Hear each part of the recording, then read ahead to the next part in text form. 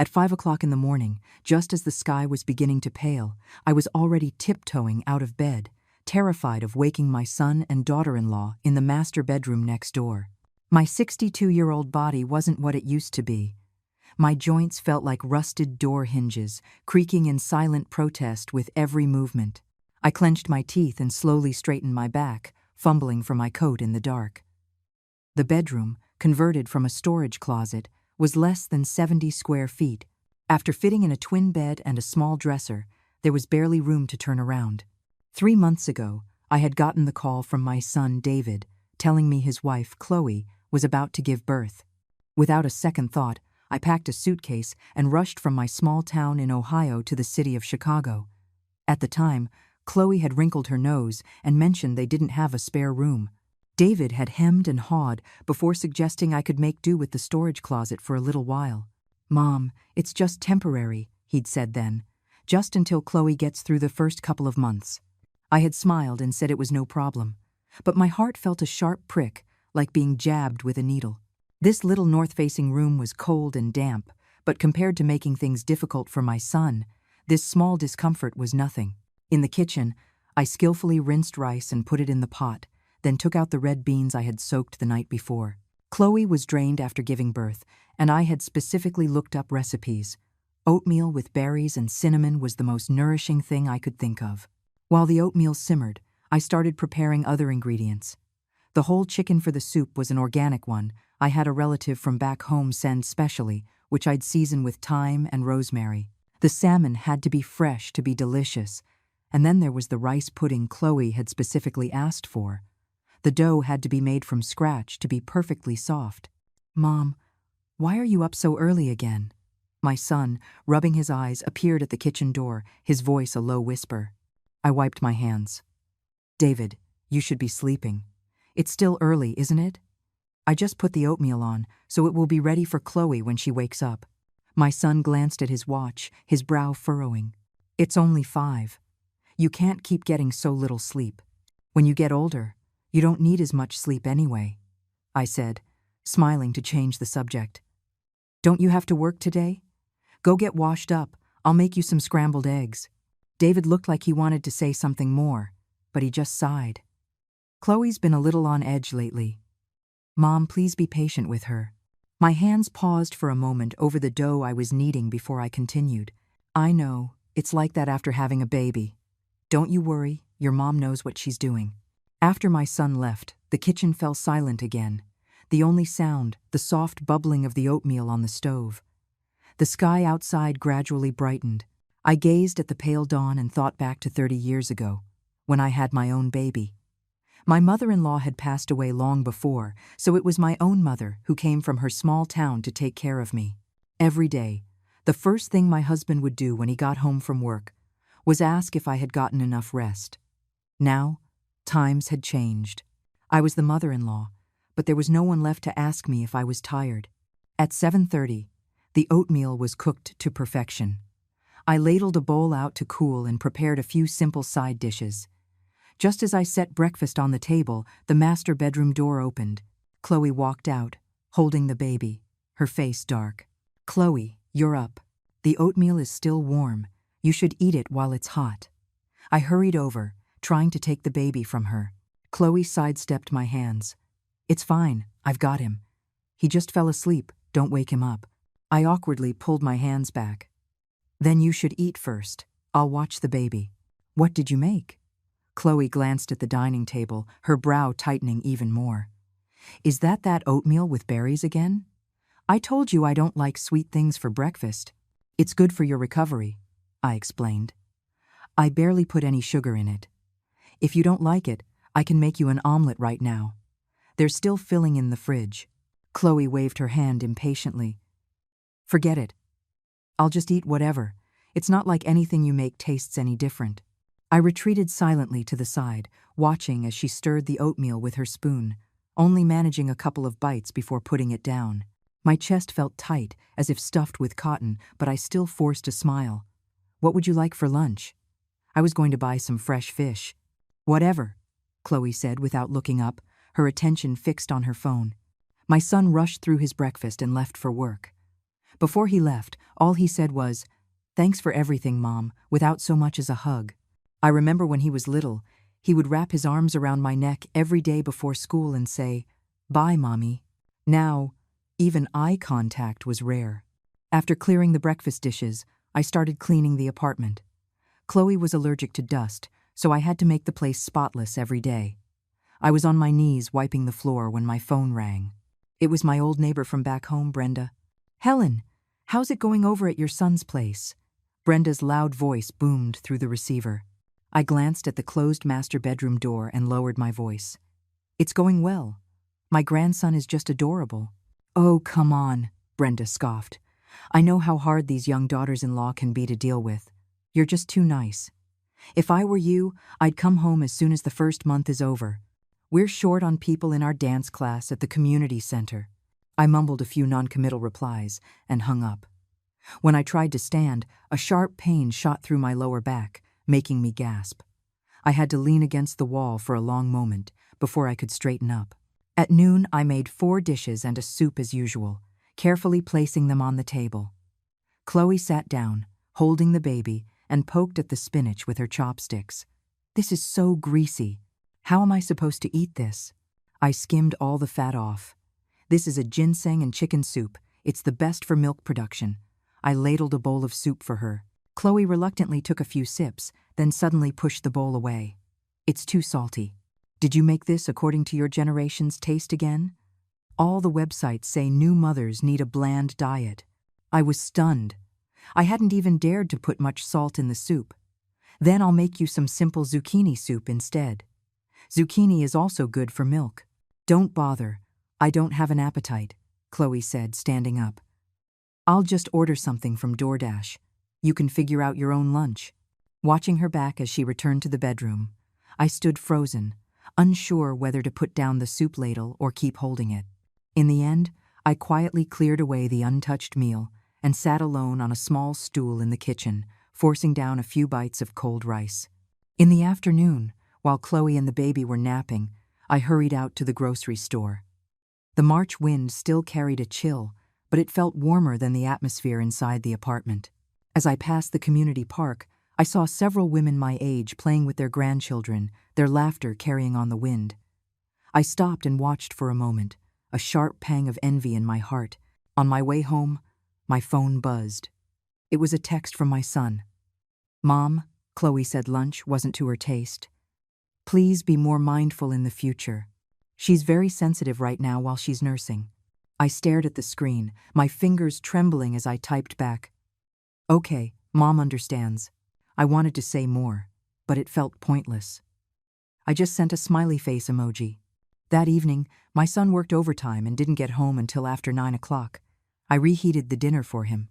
He ate while scrolling through his phone, occasionally asking how the baby was, but he never once asked how my day had been. Late at night, the baby's cries once again shattered the silence.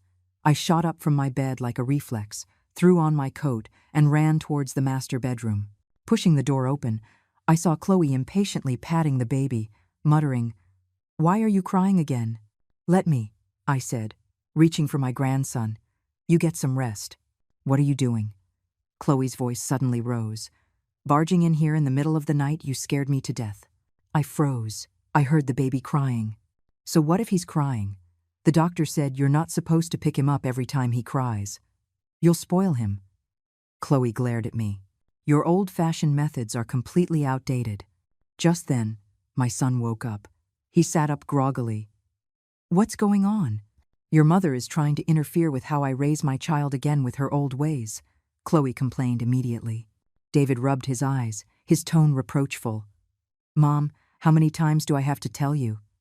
We use scientific methods for parenting now. Go back to sleep. Don't cause more trouble." I just wanted to help. My voice was a thin whisper, as if my throat was blocked. "We don't need it," Chloe said, her voice sharp and final. "And can you please not just come into our room whenever you want? This is my child." I took 2 steps back and gently closed the door. Back in my little storage closet, I sat on the edge of the bed. Moonlight streamed through the tiny window, casting a pale, cold patch on the floor. On the nightstand, the framed photo of my late husband and me stood silently. In the picture, he had a gentle smile, as if he were saying, "Helen, don't wear yourself out." "Oh, Robert," I whispered, tracing the edge of the frame, the tears finally falling. "Am I really just in the way? 30 years ago, when I gave birth to David, I had a hemorrhage and almost didn't make it." Robert knelt outside the delivery room, begging the doctors to save me. He told me later that in that moment, he realized how much I meant to him. Now, he's been gone for 10 years, and I've tried with all my might to be a good mother and a good mother-in-law, but it seems like everything I do is wrong. Wiping my tears, I took out the journal hidden under my pillow and wrote by the moonlight. March 15th, overcast. My grandson is 1 month old today. I made a special sweet bread, but Chloe said it was too sweet and didn't eat it. David was busy with work and didn't even finish the eggs I made him. The baby cried tonight. I went to help, but I was just told I was in the way. Robert, you always told me to put our son first, but I don't know how to do that anymore. Closing the journal, I curled up on the small bed, listening to the distant, occasional cries from the master bedroom, and lay awake all night. At 6 o'clock in the morning, Helen had already been quietly busy in the kitchen for an hour. She carefully skimmed the fat off the chicken and herb soup that had been simmering all night, then added fresh mushrooms to continue cooking on low heat. This was a special postpartum meal she had prepared for Chloe, said to help with recovery. "Mom, you're up so early again?" David walked into the kitchen, rubbing his eyes. Seeing his mother's stooped figure busy at the stove, his brow furrowed unconsciously. Helen wiped the sweat from her forehead and turned with a smile. "David, you're awake. Go get washed up. I made a breakfast burrito for you. It's still warm." David glanced at his watch. It was only 6:20. "I don't leave until 7:30. He walked over to his mother, lifted the lid of the soup pot, and sniffed. "Is this for Chloe again? Didn't she say yesterday she didn't want anything so heavy?" I followed a recipe I found online this time. I skimmed off all the fat and added mushrooms, so it won't be heavy. Helen's voice softened, but her hands didn't stop moving. "Chloe is weak after giving birth. She needs to build up her strength." David looked like he wanted to say something, but ultimately just sighed. "Mom, don't wear yourself out. Chloe's been on edge lately, so please be patient with her." I know. Helen nodded repeatedly, but her heart felt another sharp prick. Her son's words were full of concern for his wife, but he never once asked if his own mother was tired. At 7 o'clock, Chloe came out of the bedroom holding the baby, looking even more exhausted than the day before. Helen quickly went to her. "Chloe, the soup is ready. Have some." Chloe glanced at the soup bowl on the table, and her brow immediately tightened. Who drinks something so heavy this early in the morning? She walked straight to the refrigerator, took out a carton of milk and a few slices of bread. "I'll get my own breakfast." Helen's hand, holding the soup bowl, froze in midair. After a long moment, she awkwardly put it down. Then what would you like for lunch? I can go buy a fresh salmon fillet." "Whatever," Chloe said without looking up, busy feeding the baby. David hurriedly finished his breakfast and left for work. Before leaving, he only said, "Thanks for everything, Mom," without even a hug. Helen stood at the door, watching her son's retreating back. She remembered how, when he was little, he would wrap his arms around her neck and say, "Bye, Mommy," every single day before school. Her eyes began to burn. After clearing the breakfast dishes, Helen began to clean the apartment. Chloe was allergic to dust, so she had to make the place spotless every day. Just as she was on her knees wiping the floor, the doorbell rang. "Helen, is that really you?" An elderly woman with white hair stood outside. It was Helen's old neighbor, Brenda. "I heard from the security guard in the lobby that you were here taking care of your daughter-in-law, so I came to see you." Helen quickly invited Brenda in, lowering her voice. "Chloe and the baby are napping. Let's keep it down." Brenda looked around the beautifully decorated apartment, her gaze falling on a small, closed door in the corner. "You're staying in there. Isn't that the storage closet?" Helen forced a smile. "It's just temporary. It's fine. It's quiet." Brenda pursed her lips and took a container out of her bag. "I brought you some of my homemade lasagna. It's your favorite, with the extra cheese." Taking the still warm container, Helen's eyes suddenly reddened. It had been so many years since anyone had remembered what she liked to eat. In all her time at her son's house, she had cooked all sorts of dishes that Chloe liked. But no one had ever asked her what she wanted to eat. "Helen," Brenda took her hand, her voice even lower. "You don't look so good. Are you too tired?" Helen shook her head. "Not at all. I couldn't be happier taking care of my grandson." "Oh, come on," Brenda scoffed. "I know how hard these young daughters-in-law are to deal with. My daughter had a baby last year, and I went to help for a month. It nearly gave me a heart attack." Helen wanted to argue, but she heard the baby crying from the master bedroom. She quickly stood up. "Chloe's awake. I'll go check." When she came back out after soothing the baby, she found Brenda in the kitchen, heating up the lasagna. "Come on, eat it while it's hot," Brenda called to her. "I looked in your fridge. It's full of supplements for your daughter-in-law, but nothing for you." Helen had just sat down and eaten 2 bites when Chloe came out holding the baby. She was clearly taken aback by the stranger. "Who is this? Chloe, you're awake?" "This is my old neighbor, Brenda. She came to visit me." Helen quickly introduced them. Chloe nodded as a greeting, but her eyes were fixed on the lasagna on the table. "Mom, didn't I tell you the baby is sensitive to garlic? Why are you eating that in the house?" Helen's hand trembled, and her fork almost fell. I didn't know." "Oh my, it's my fault," Brenda quickly interjected. "I brought this for Helen. I had no idea about the baby."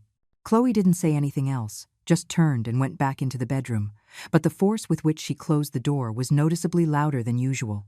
Brenda sighed. "Helen, this is no way to live. If I were you, I'd go back home as soon as you can. The dance class at the community center is really missing you." Helen managed a weak smile. "It's just the postpartum hormones. Chloe will be fine after a while." After Brenda left, Helen discovered that Chloe had thrown the entire lasagna into the trash, container, and all. She stood in front of the trash can, looking at the still steaming lasagna, and the tears she had been holding back finally fell. When David came home from work, Chloe pulled him into the bedroom as soon as he walked in the door. Through the door, Helen could faintly hear her daughter-in-law's complaints. "Your mom had someone over without even telling me, and they were eating garlic lasagna." The baby cried all afternoon. Half an hour later, David knocked on the storage closet door. "Mom, Chloe said the baby is sensitive to garlic. Please don't eat it in the house anymore." Helen kept her head down. "I know, Mom. It was my fault." David hesitated, then just sighed. "Mom, don't take it too hard. Chloe's hormones are all over the place. Just be patient with her." "I understand," Helen forced a smile. "You should get some rest. You have work tomorrow." After closing the door, Helen sat on the edge of the bed. Moonlight streamed through the tiny window, casting a pale, cold patch on the floor. On the nightstand, the photo of her and her late husband stood silently, his gentle smile seeming to say, "Helen, don't wear yourself out." "Oh, Robert," she whispered, touching the frame, her voice choked with emotion. "Am I really just in the way?" The next morning, Helen got up at 5 as usual to prepare breakfast. She specifically made the pumpkin and millet porridge Chloe liked and stir-fried a few light side dishes. When Chloe came out with the baby, she nervously watched her daughter-in-law's expression. "Chloe, are you feeling any better today?" she asked cautiously. Chloe didn't answer, just glanced at the table. "Porridge again. I'm so sick of it." "Then what would you like?" "I'll make it for you right now," Helen said quickly. "Don't bother. I'll order something." Chloe took out her phone. "From now on, don't make breakfast for me. I'll handle it myself." Helen stood frozen, her hands clutching the dish rag tightly as she watched Chloe and the baby disappear back into the bedroom. After a long moment, she silently cleared away the untouched breakfast and sat alone on the small stool in the kitchen, forcing down a few spoonfuls of cold porridge. At noon, while Chloe and the baby were napping, Helen hurried out to the grocery store. The March wind still carried a chill, but it felt warmer than the atmosphere inside the apartment. As she passed the community park, she saw several women her age playing with their grandchildren. Their laughter carried on the wind, and she stopped to watch, her heart aching with a familiar envy. "Mrs. Miller, is that you?" a voice called from behind her.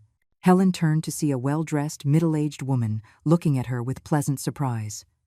"Carol, is that you?"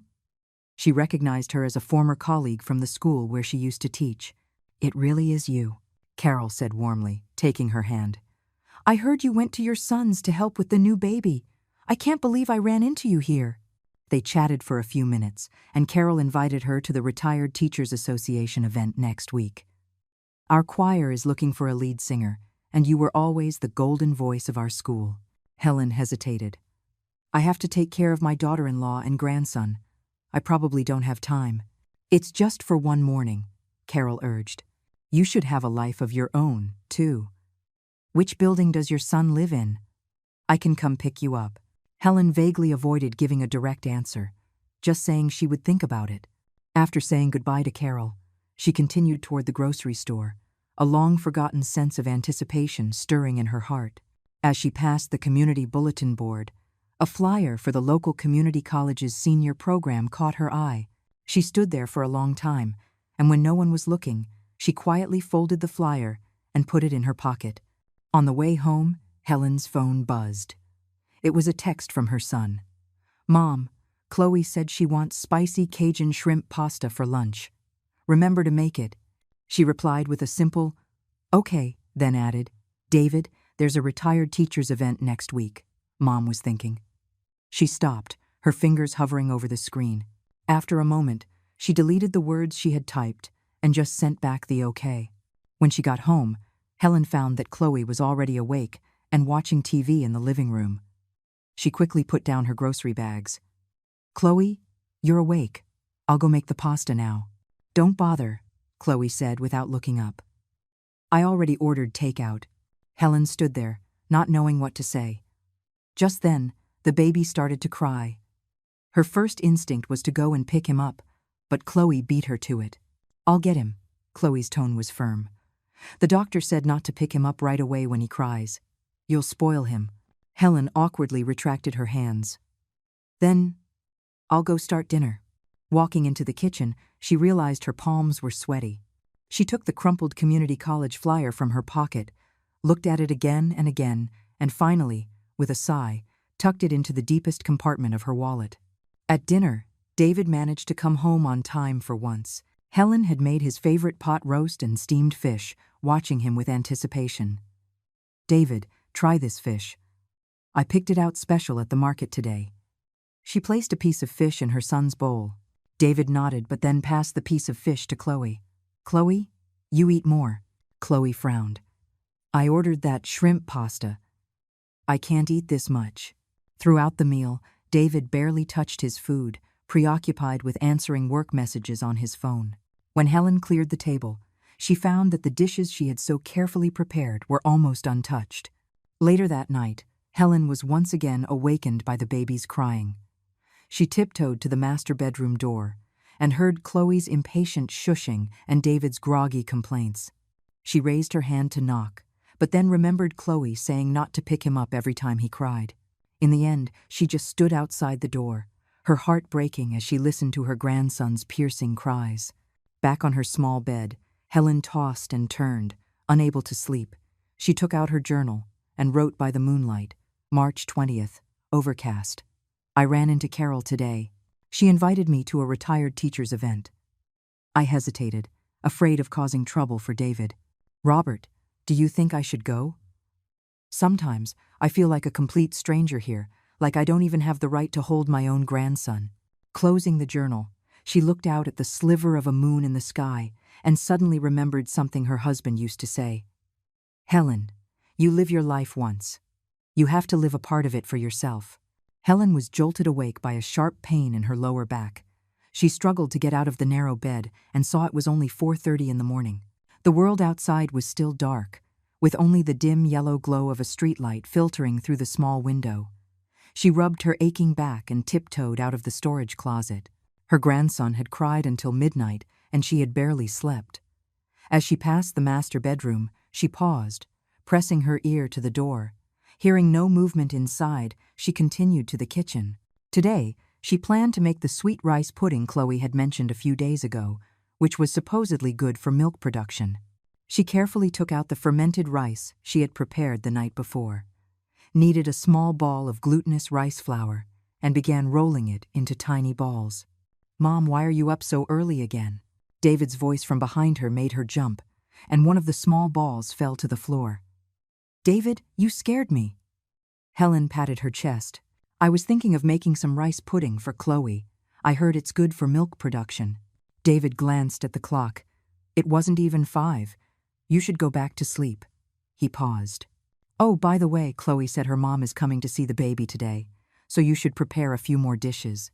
Helen's hands stilled for a moment. Your mother-in-law is coming? All right, I'll make some extra food. Yeah, she'll be here this afternoon, David said and went to get washed up, not giving his mother another glance. Helen continued rolling the rice balls, a sense of unease creeping into her heart. The last time Chloe's mother, Sharon, had visited, she had been critical of everything, saying Helen was spoiling the baby. She wondered what she would find fault with this time. At 10 in the morning, Chloe finally emerged from the bedroom with the baby. Helen quickly served the freshly cooked rice pudding. Chloe, eat it while it's hot.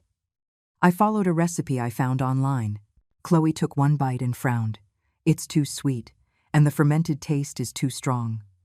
She pushed the bowl aside. My mom is arriving at noon. She said she's taking us out to eat. Oh, Helen was taken aback, but I've already prepared all the ingredients. You can eat it yourself, Chloe interrupted. My mom rarely comes to visit. She wants to see her grandson. Helen silently cleared the dishes, her chest feeling heavy. The ingredients she had spent all morning preparing would now have to be stuffed into the refrigerator. At 1 in the afternoon, the doorbell rang. Helen opened it to find Sharon standing there, laden with shopping bags. Sharon, you're here. Come in, Helen said, quickly taking the bags from her. Sharon looked her up and down. Helen, you don't look so well. Taking care of the baby must be tiring you out. Not at all, not at all, Helen forced a smile. I'm just so happy to be with my grandson. Sharon didn't say more and walked straight to her daughter. Chloe, sweetie, Mom brought you some supplements. They're all imported, much better than those old-fashioned remedies your mother-in-law uses. Helen stood to the side, her smile frozen on her face. Chloe, however, acted as if she hadn't heard, excitedly looking through the things her mother had brought. Mom, you know me so well. This is exactly what I wanted. David also joined them. Thanks, Mom. You shouldn't have. Watching the three of them looking so happy together, Helen suddenly felt like an outsider. She quietly retreated to the kitchen and began to put away the food that no one would eat. Mom, we're going out to eat now, David called from the doorway. You can figure out your own dinner. Helen poked her head out of the kitchen. Okay, you guys go ahead. Be safe. The sound of the door closing was exceptionally loud in the empty apartment. Helen stood in the middle of the kitchen, looking at the chopped vegetables and the simmering soup on the counter, and suddenly felt drained of all energy. She slowly slid to the floor, tears streaming silently down her face. She didn't know how long she sat there, but eventually she wiped her tears and decided to go for a walk. The March sun was warm and comforting on her skin. She wandered aimlessly through the complex, and before she knew it, she was at the children's playground. Several elderly people, about her age, were playing with their grandchildren, their laughter echoing in the air. Grandma, push me higher, a little girl's cheerful voice called out. Helen stopped, watching the little girl on the swing being pushed by her grandmother, and her heart ached. When would her own grandson be able to call her grandma like that and ask her to play? Mrs. Miller? Is that really you? Helen turned and saw Carol again. This time, Carol was with a few other retired teachers, all of whom were her former colleagues. We just finished our regular meeting for the Retired Teachers Association, Carol said warmly, taking her hand. Have you thought about it? Can you come to the event next week? The other teachers also gathered around, all warmly inviting her to join their activities. Looking at the kind, smiling faces of her old colleagues, Helen's nose suddenly tingled. I'm afraid I won't have time, she said softly. It's just for one morning, Carol urged. You should have a life of your own, too. Which building does your son live in? We can come pick you up. Under their enthusiastic persuasion, Helen finally nodded.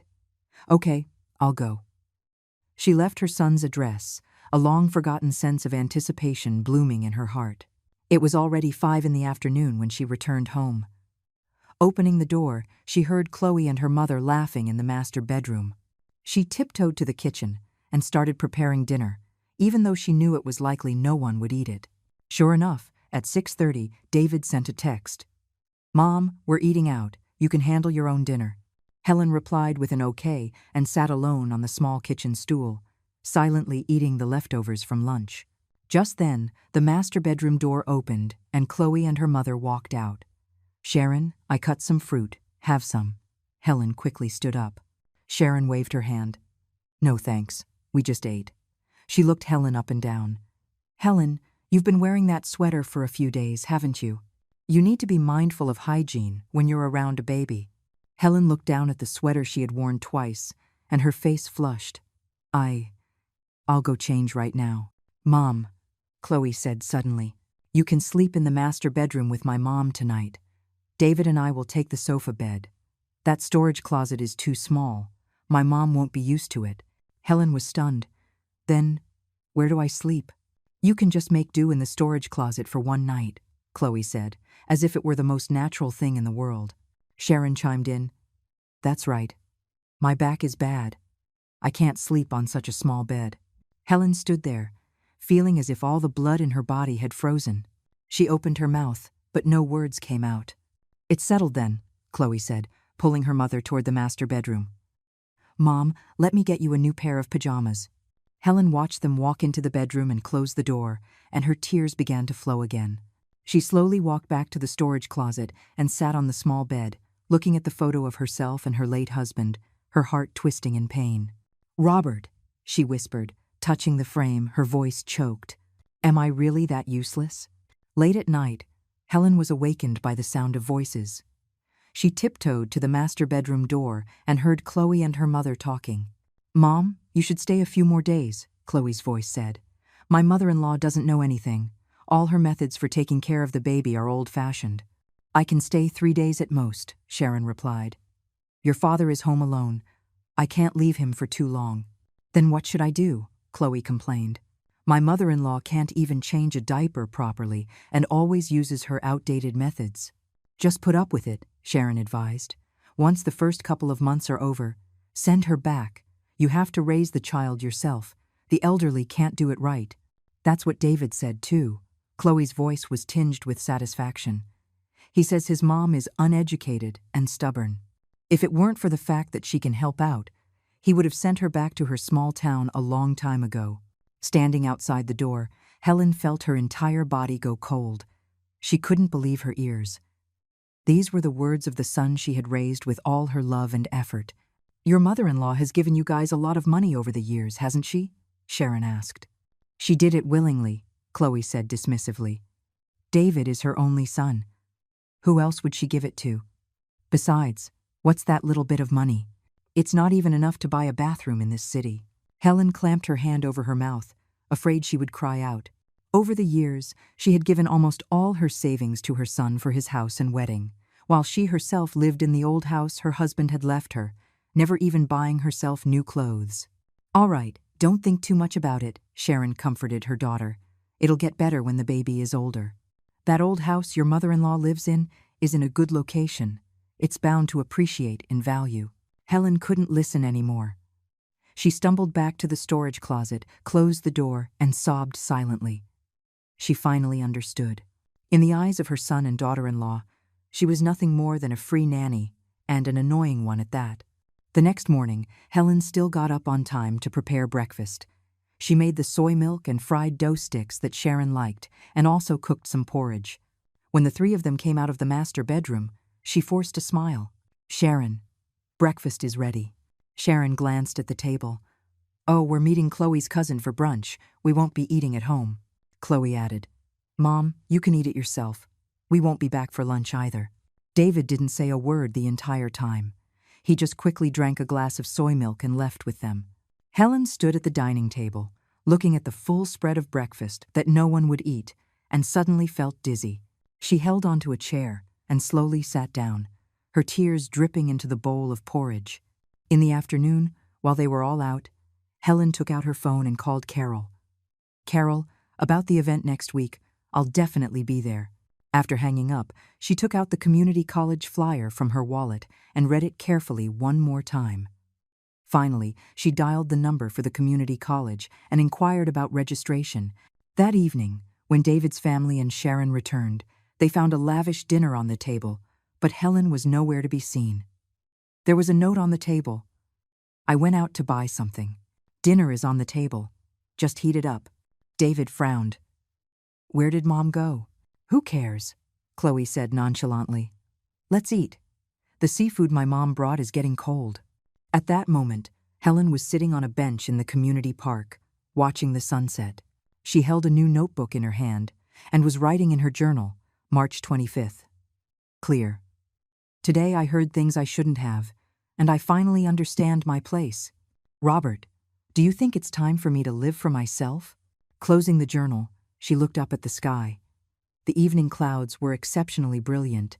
At 3 o'clock in the morning, Helen was once again awakened by the baby's cries. She shot up from her bed reflexively, but her hand froze on the doorknob. The words she had overheard last night echoed in her ears. "Uneducated and stubborn. Send her back home." Her hand slowly dropped. She returned to her small bed and covered her ears with a pillow, trying to block out the heart-wrenching cries. But the sound still seeped through, each sob a knife twisting in her heart. As dawn broke, the crying finally stopped. Helen wearily got up and tiptoed to the kitchen to start breakfast. Today, she was going to make one last attempt. If it was still. "Mom, why are you up so early?" David walked into the kitchen, rubbing his eyes, and saw his mother kneading dough. Without looking up, Helen said, "I thought I'd make some dumplings for Chloe. She mentioned wanting some last time." David glanced at the clock. It was only 5. "You should go back to sleep." He paused. "By the way, Chloe's mom is leaving this afternoon, so you should make a few extra dishes." "Okay," Helen replied curtly, her hands never stopping. David seemed to sense something was off. "Mom, are you all right?" "I'm fine," Helen forced a smile. "Go get washed up. You have to go to work soon." David gave his mother a suspicious look before turning and going to the bathroom. Helen continued to make the dumplings, pinching each one with extra care. This would be the last meal she would cook for her son's family, and she wanted it to be perfect. At 7:30, Chloe and her mother came out of the master bedroom and were visibly surprised to see the dumplings on the table. "Chloe, I made your favorite shrimp and pork dumplings," Helen said, forcing a smile.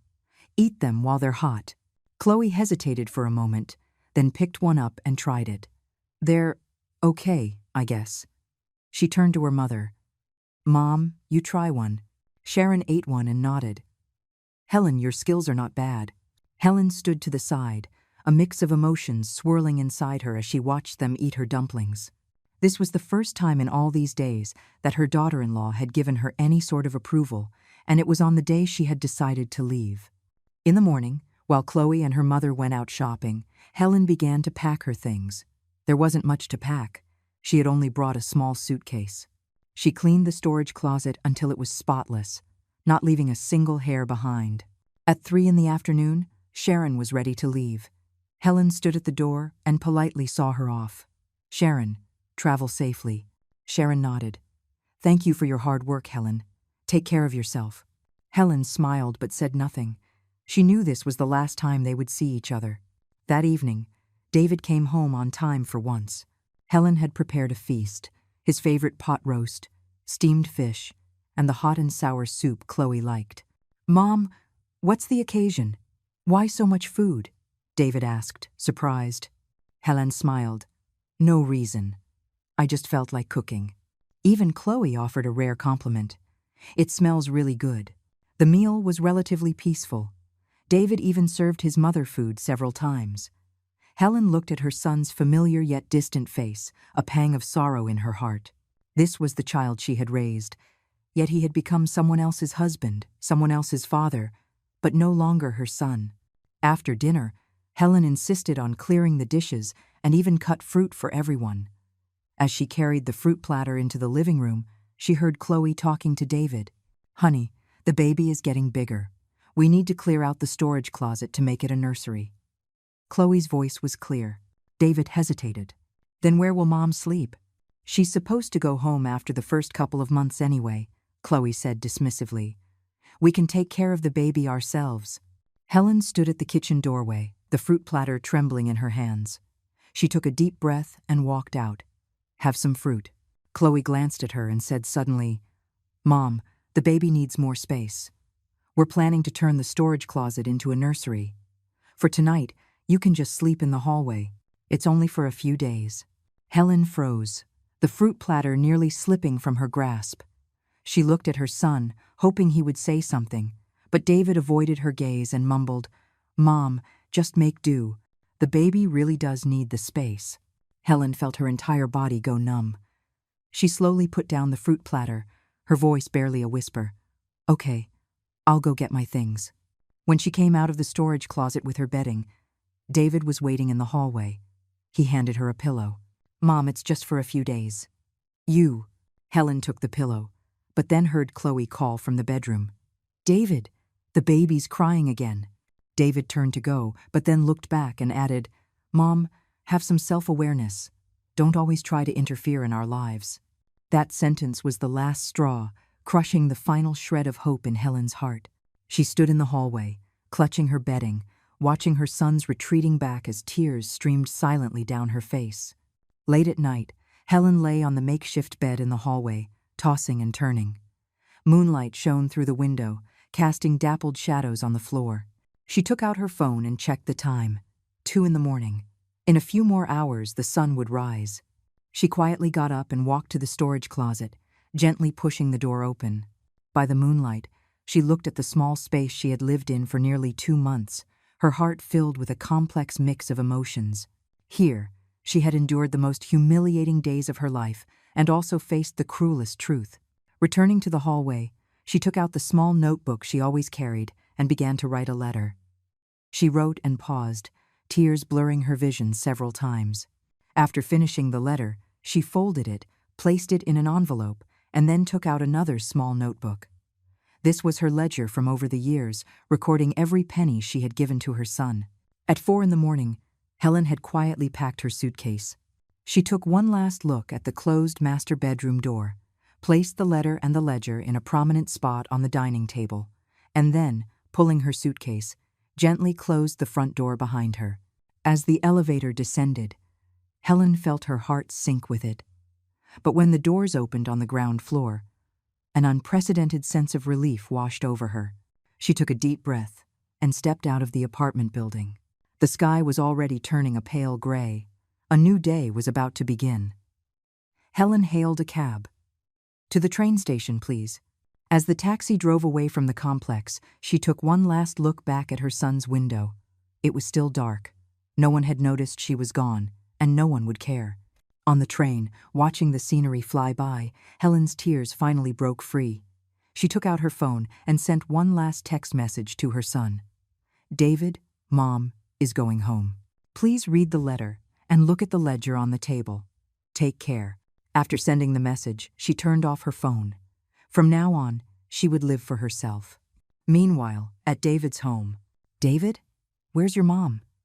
Chloe's shriek broke the morning silence. David groggily sat up. What's wrong? Your mom is gone. Chloe pointed to the empty hallway. All her things are gone. Only then did David realize that the bed his mother had slept on last night was neatly cleared, as if no one had ever been there. He ran to the storage closet and threw open the door. Inside, it was pristine, without a single trace of his mother ever having lived there. Over here! Chloe had found a letter and a ledger on the dining table. With trembling hands, David opened the letter. It was his mother's familiar handwriting. David, by the time you read this, I will be on my way home. I have thought a lot these past few days. I always believed that if I gave you my whole heart, I would earn your love and respect in return. But now I understand that some things can't be forced. I don't blame you, really. It's my fault for not teaching you better, for making you feel that a mother's sacrifice is something to be taken for granted. The money recorded in the ledger, I never expected you to pay it back. I just wanted you to know how I've lived all these years.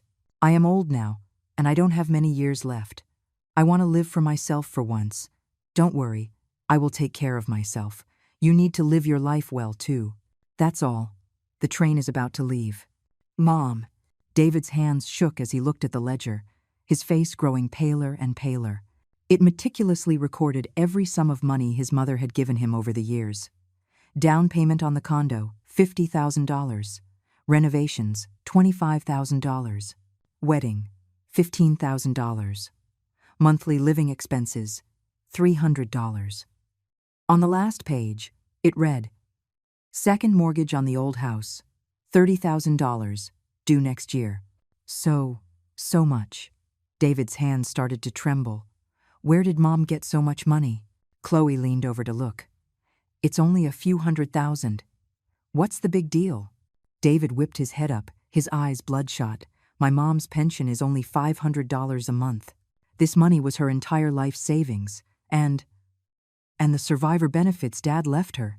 He suddenly remembered something and rushed into the storage closet, frantically searching. Finally, in a corner, he found the small notebook his mother always carried with her. It was her journal.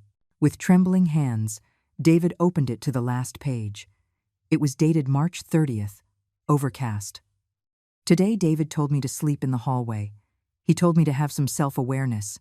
Robert, do you think it's time for me to leave? For years I gave them everything I had, and in return, I don't even have a place for a bed. I miss you. David knelt on the floor and finally broke down, sobbing. At 6 o'clock in the morning, Helen dragged her suitcase out of the small-town train station. The March morning air was still crisp, but she took a deep breath, feeling as if she had been reborn. Need a ride, ma'am? A taxi driver called out warmly. Helen nodded. To the old part of town, on Pine Street. The taxi wound through familiar streets. The sycamore trees lining the road were already sprouting tender green buds. Helen gazed at the passing scenery, a long-lost feeling of warmth filling her heart. This was the place where she had lived for most of her life. Every street corner held a memory. The car stopped in front of an old residential building. Helen paid the fare and dragged her suitcase inside. The familiar smell of coal dust in the hallway and the clutter piled by her neighbors' doors gave her an inexplicable sense of peace. Third floor, on the right. The familiar green metal door came into view. Helen fumbled in the depths of her purse for her key, her hand trembling slightly. She inserted the key into the lock, gave it a gentle turn, and with a click, the door opened. A wave of musty air washed over her. Helen stood in the doorway, looking at the home where she and her late husband had lived for 30 years, and tears streamed down her face. The furniture in the living room was arranged just as it had been when Robert passed away 10 years ago, only now everything was covered in a thick layer of dust. She put down her suitcase, walked over to Robert's portrait, and gently wiped the frame. Robert, I'm home. Sunlight streamed through the gaps in the curtains, casting a golden ray on the picture frame. Helen could almost see her late husband smiling at her from the photo. For the next few hours, she threw herself into cleaning. Wiping windows, mopping floors, washing curtains, sweat soaked through her clothes. But her heart felt an indescribable sense of release. This was her own home. Every inch of it belonged to her.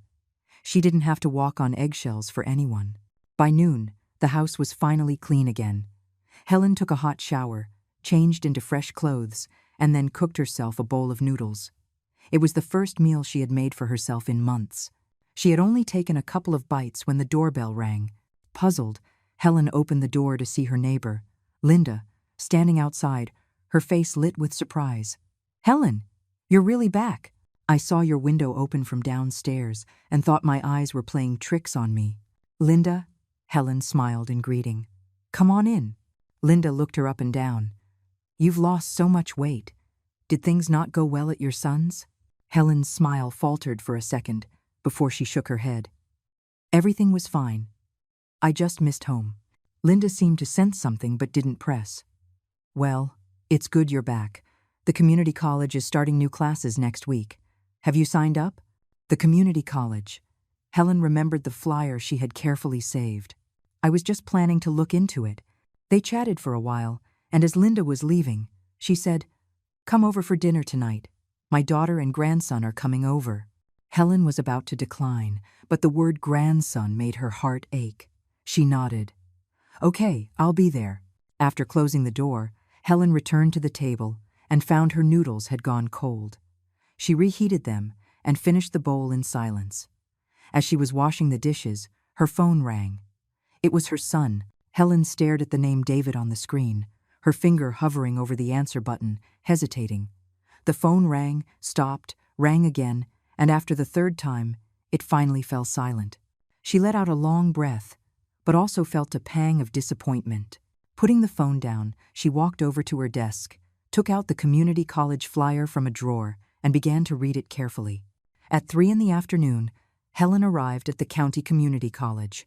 The campus wasn't large, but it was green and peaceful. A few elderly people with white hair were chatting on a bench under a long porch, their laughter carrying on the breeze. I'd like to register for a class, Helen said, a little nervously, at the admissions office. A staff member greeted her warmly. Of course, ma'am. What class are you interested in?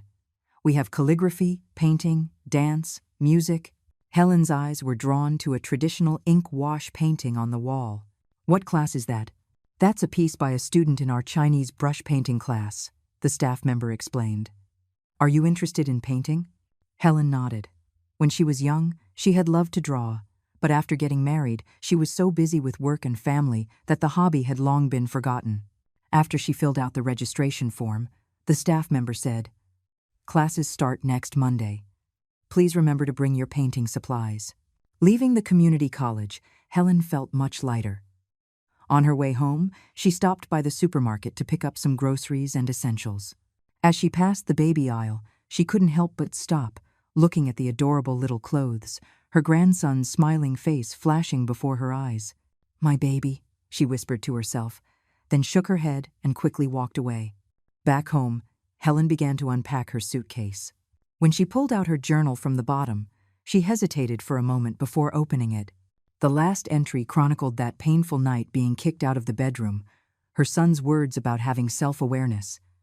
She picked up her pen and, on a new page, wrote, April 1st, clear. I came home today and signed up for a painting class at the community college. Robert, you were right. I should live for myself for once. It's just, I still miss my little grandson. Her pen paused, and a tear fell onto the page, smudging the fresh ink. In the evening, Helen went to Linda's house as promised. As soon as she walked in, a little boy, about 3 or 4 years old, ran right into her. Hello, Grandma, the little boy said, looking up at her with a sweet smile. That one word, Grandma, made Helen's heart squeeze. She knelt down and gently stroked the boy's head. Hello there, little one. This is my grandson, Leo, Linda's daughter said with a smile. Leo, say hello to Grandma Helen. Grandma Helen, Leo said brightly, then asked curiously, Are you my grandma's friend? Helen nodded. Yes, we're very good friends. Leo suddenly grabbed her hand. Grandma Helen, can you tell me a story? I'm tired of all my grandma's stories. Everyone laughed. Helen looked at the child's innocent, smiling face and thought of her own grandson. He would be 3 months old by now. Would he be this cute? At dinner, Linda's family was incredibly welcoming. Leo insisted on sitting next to her, constantly chattering away. Helen patiently answered all his questions, but her heart ached. If only her own grandson could be this close to her. Helen, Linda said, placing a piece of fish on her plate. Now that you're back, are you staying for good? Helen shook her head. I'm not leaving again. This is my home. That's wonderful, Linda said happily. Our choir at the community college is looking for a lead singer. With your beautiful voice, you'd be perfect. After dinner, Leo insisted that Grandma Helen tell him a story. Helen sat on the sofa, holding the little boy in her lap, and began the story of Little Red Riding Hood. It was the same story she had told her son 30 years ago. She was surprised she still remembered it so clearly. And then what happened? And then? Leo was completely engrossed, constantly asking for more. Helen smiled and continued, but in her heart, she was thinking, if only my son could bring my grandson to see me, I could tell him stories just like this. It was after 9 o'clock when she got home. Helen washed up and got into bed, but couldn't fall asleep. She picked up her phone and saw 3 missed calls and several text messages, all from her son. "Mom, where are you? Please answer the phone." "Mom, I know I was wrong. Please come back." "Mom, Chloe regrets it too. We really need you." Helen looked at the messages, a mix of emotions churning inside her. She wanted to reply, but she didn't know what to say. In the end, she just sent back a single line. "I'm home. You two live your lives. Don't worry about me." After sending the message, she turned off her phone. Moonlight filtered through the curtains, casting a silvery glow on the wall. Helen stared at the ceiling, her mind racing. This was the first day of her new life. Although her heart was still heavy with worry, she knew she had made the right decision. The next morning, Helen was awakened by the sunlight. She stretched, suddenly realizing it was the first time in 2 months she had slept until she naturally woke up. There were no baby cries, no daughter-in-law's complaints, no son's reproaches, only the chirping of birds outside and the faint sounds of the distant morning market. She slowly got out of bed, made herself a bowl of oatmeal, and fried an egg. After breakfast, she decided to go to the farmer's market to buy some fresh vegetables and meat. The market was bustling with people, and the familiar local accents made Helen feel a comforting sense of belonging. A few old neighbors recognized her and greeted her warmly. The woman selling vegetables even insisted on giving her a free bunch of fresh bok choy. Helen couldn't refuse and accepted it with a warm heart. This is what home felt like. People remembered you, cared about you, instead of treating you like a free maid. Back home, as she was starting to prepare lunch, the doorbell rang. Helen wiped her hands and went to the door. "Who is it?" "Mom, it's me." The voice from outside made Helen freeze. It was her son. She took a deep breath and slowly opened the door. David stood there, his eyes red and swollen, carrying a large bag. "Mom!" The moment David saw his mother, the tears started to fall. I'm so sorry."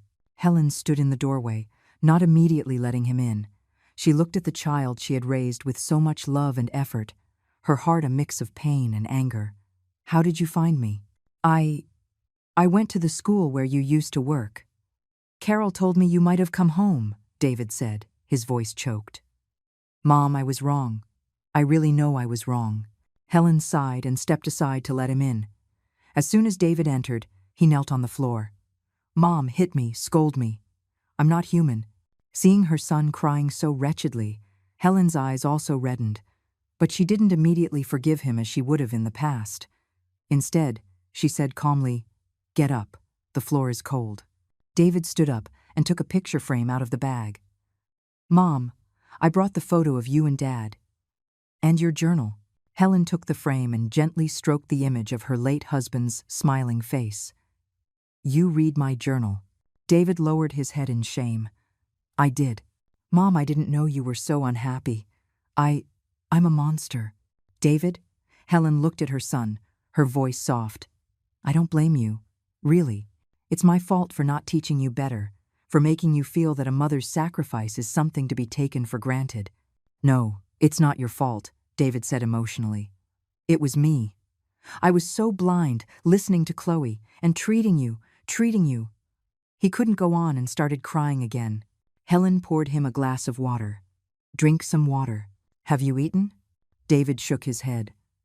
I can't eat." "You still have to eat," Helen said, turning towards the kitchen. "I'll make you a bowl of noodles." David followed her to the kitchen doorway and watched his mother's busy figure. Suddenly, he said, "Mom, please come back with me. Chloe really knows she was wrong." Helen's hands paused for a moment before she continued chopping the green onions. "David, I'm not going back." "Why?" David was desperate. "We really need you. The baby has been crying nonstop for 2 days.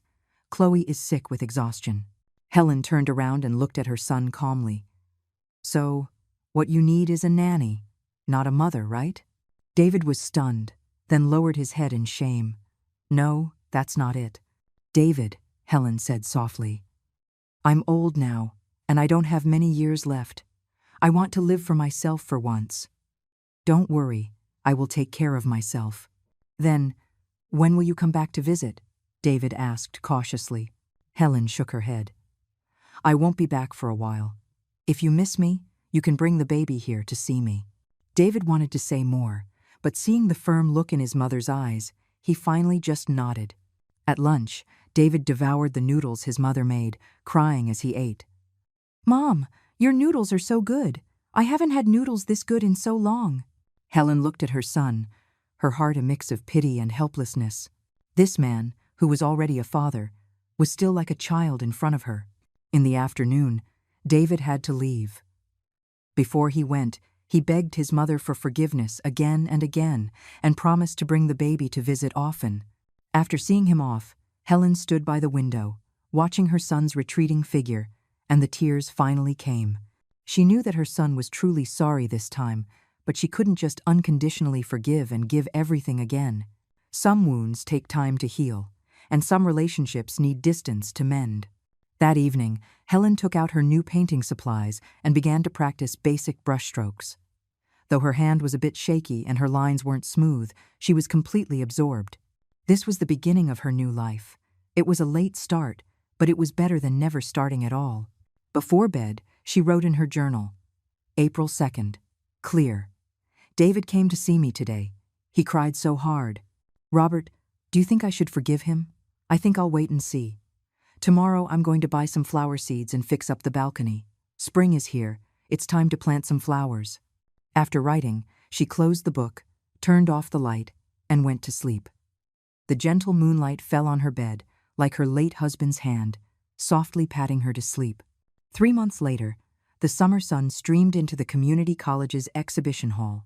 Helen stood in front of her ink wash painting, her fingers gently tracing the edge of the frame.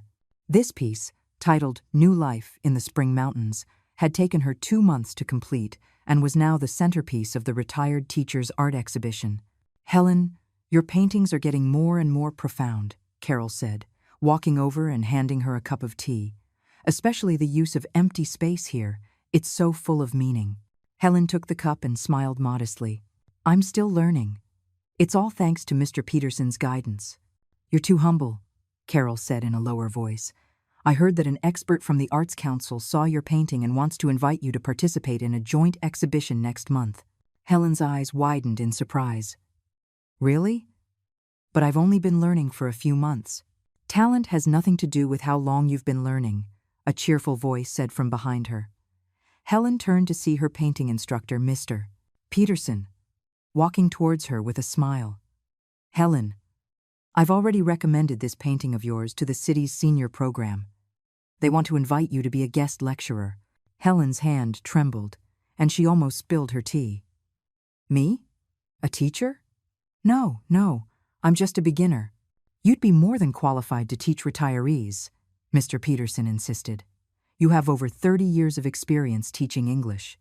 Teaching a basic painting class would be a perfect fit. Helen was about to refuse again when the door to the exhibition hall was pushed open. A familiar figure walked in. She looked closer and saw it was her son, David. He was dressed in a formal shirt and slacks, holding a bouquet of flowers and looking around the room awkwardly. David? Helen called out in surprise.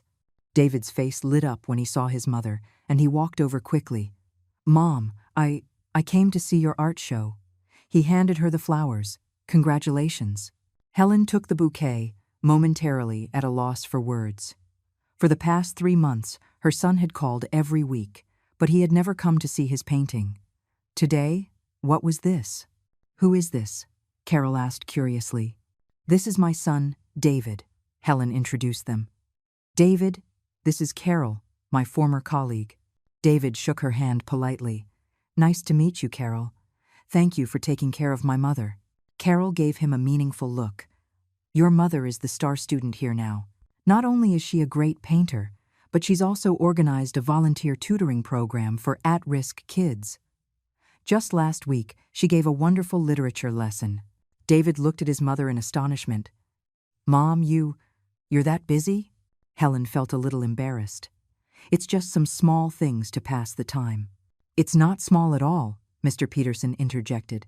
Helen's tutoring sessions are always packed. Even the local TV station came to interview her. David's expression grew more complex. He carefully studied his mother's painting and said softly, Mom, This is really good. I never knew you could paint. I learned a little when I was young, Helen replied softly. But then I got busy with work and family, so I put it aside. David lowered his head, his voice choked. Mom, I'm so sorry. I used to. Let's not talk about the past, Helen said, patting her son's hand. Come, let me show you my paintings. After the exhibition, Helen took her son to a small restaurant near the community college. David looked haggard, with dark circles under his eyes. Is work very busy lately? Helen asked, placing a piece of fish on his plate. David shook his head. It's okay. It's just… He hesitated. The baby has been crying a lot at night, and Chloe is having a hard time. Helen's hand paused. He's 6 months old now, right? He's probably teething. Mom, David suddenly grabbed his mother's hand. Can you come back and help us?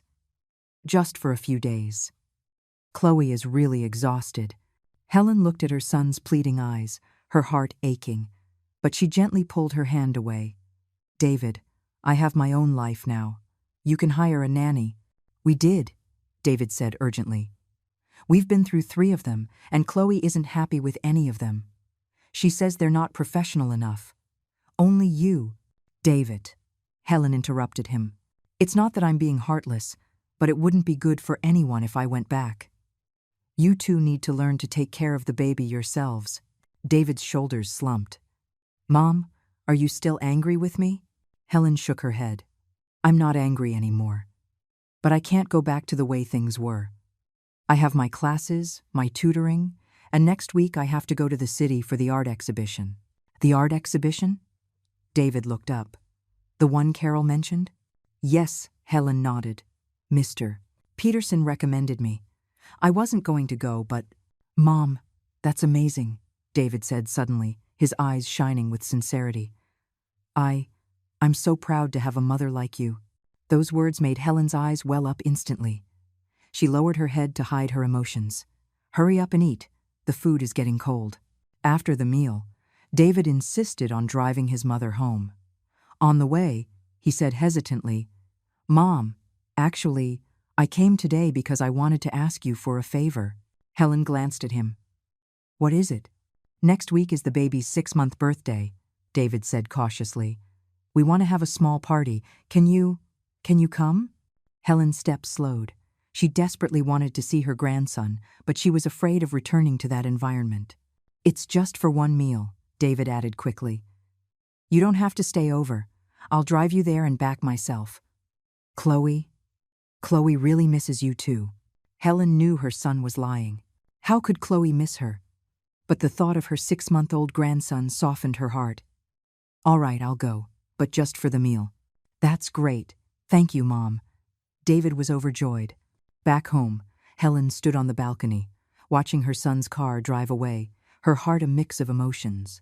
In these 3 months, she had rediscovered her long-lost sense of self-worth. She was no longer just someone's mother or mother-in-law, but Helen herself. But the ties of family were hard to sever, especially her connection to the little grandson she had only cared for 2 months. Robert, she whispered into the empty air. Should I go? A gentle breeze rustled past, bringing a hint of coolness. Helen went back inside and took a photo album from the bookshelf. It was the only thing she had taken from her son's house that was related to her grandson, a few photos taken on her phone. She gently stroked the baby's face in the pictures, and a tear slid silently down her cheek. The next morning, the doorbell rang. Helen opened it to find Mr. Peterson standing there, holding an exquisite box. Helen, sorry to bother you, Mr. Peterson said with a smile. This is the invitation from the City Arts Council. I was in the area, so I brought it over. Helen quickly thanked him and invited him in for tea. Mr. Peterson was the painting instructor at the community college, in his early 60s, and a retired professor from the city's Art Institute. He was cheerful and a very effective teacher, well liked by the students. Helen, have you thought about it? Mr. Peterson asked after taking a sip of tea. The offer to teach a class at the city's senior center. Helen hesitated. I'm worried I'm not skilled enough. You're too humble, Mr. Peterson laughed. Your progress is there for everyone to see. Actually, he paused, I have to go to a conference in Boston next week, and I need a substitute teacher. I was wondering. Helen finally understood his intention. You want me to substitute for you? Just for 3 classes, Mr. Peterson said earnestly. The students all love you. Please, just do it as a favor for me. Faced with his sincere request, Helen couldn't refuse and agreed. After he left, she suddenly remembered she had promised her son she would attend her grandson's party. She quickly called Mr. Peterson to explain. No problem, he said cheerfully. I'll move the Wednesday class to Tuesday. You can come in on Thursday and Friday. With the problem solved, Helen felt relieved. She opened the syllabus Mr. Peterson had left and began to prepare her lesson. Even though it was just substituting, she didn't want to disappoint the students. For the next few days, Helen immersed herself in lesson planning. She read through numerous painting textbooks, practiced the techniques she was going to teach over and over, and even stayed up late to create teaching aids. The feeling of being busy and productive reminded her of her early days as a teacher. On Thursday morning, Helen arrived at the community college early. The classroom was already full of students, who all greeted her warmly when she walked in. Mrs. Miller, we heard you're going to have a show in the city. That's amazing. Mrs. Miller, I really love your new life in the Spring Mountains. Can you teach us how to paint that? Faced with their enthusiasm, Helen's initial nervousness gradually faded. She followed her lesson plan, starting with the very basics of holding the brush and then demonstrating how to paint a plum blossom branch. In this style of painting, the idea must come before the brush, she explained as she painted. You must have the composition in your mind before you start, so you can complete it in one fluid motion. The students practiced diligently, asking questions from time to time. Helen patiently answered each one, walking around the room to give individual guidance. By the end of the 2 classes, her throat was dry, but her heart was full of a sense of accomplishment. After class, several students surrounded her, praising her teaching. Mrs. Miller, you explain things even more clearly than Mr. Peterson. Yes, you make complicated techniques so easy to understand. You're amazing. Mrs. Miller, will you be teaching us again? Helen smiled and shook her head. I'm just a substitute. Mr. Peterson will be back next week. That's such a shame, an elderly woman said with regret. We wish you could teach us all the time. On the way home, Helen's steps were light. She never expected to have made so much progress in just a few months, let alone to be standing in front of a classroom again. Even though it was just a substitute position at a community college, the feeling of being needed and appreciated had restored her long-lost confidence. Friday's class went just as smoothly. After class, Mr. Peterson called her specifically to say that the students were full of praise for her and hoped she would substitute more often. Helen, you have a real gift for teaching, he said sincerely. Have you considered becoming a regular instructor here? The pay isn't high, but Helen politely declined. Thank you for the kind offer, but I'm very happy with my life right now. I don't want to put too much pressure on myself. After hanging up, Helen sat at her desk and began to prepare the piece for next week's exhibition.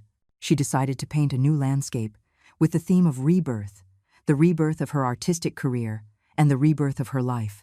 On Sunday evening, as Helen was packing the things she would take to her son's house the next day, the doorbell rang unexpectedly.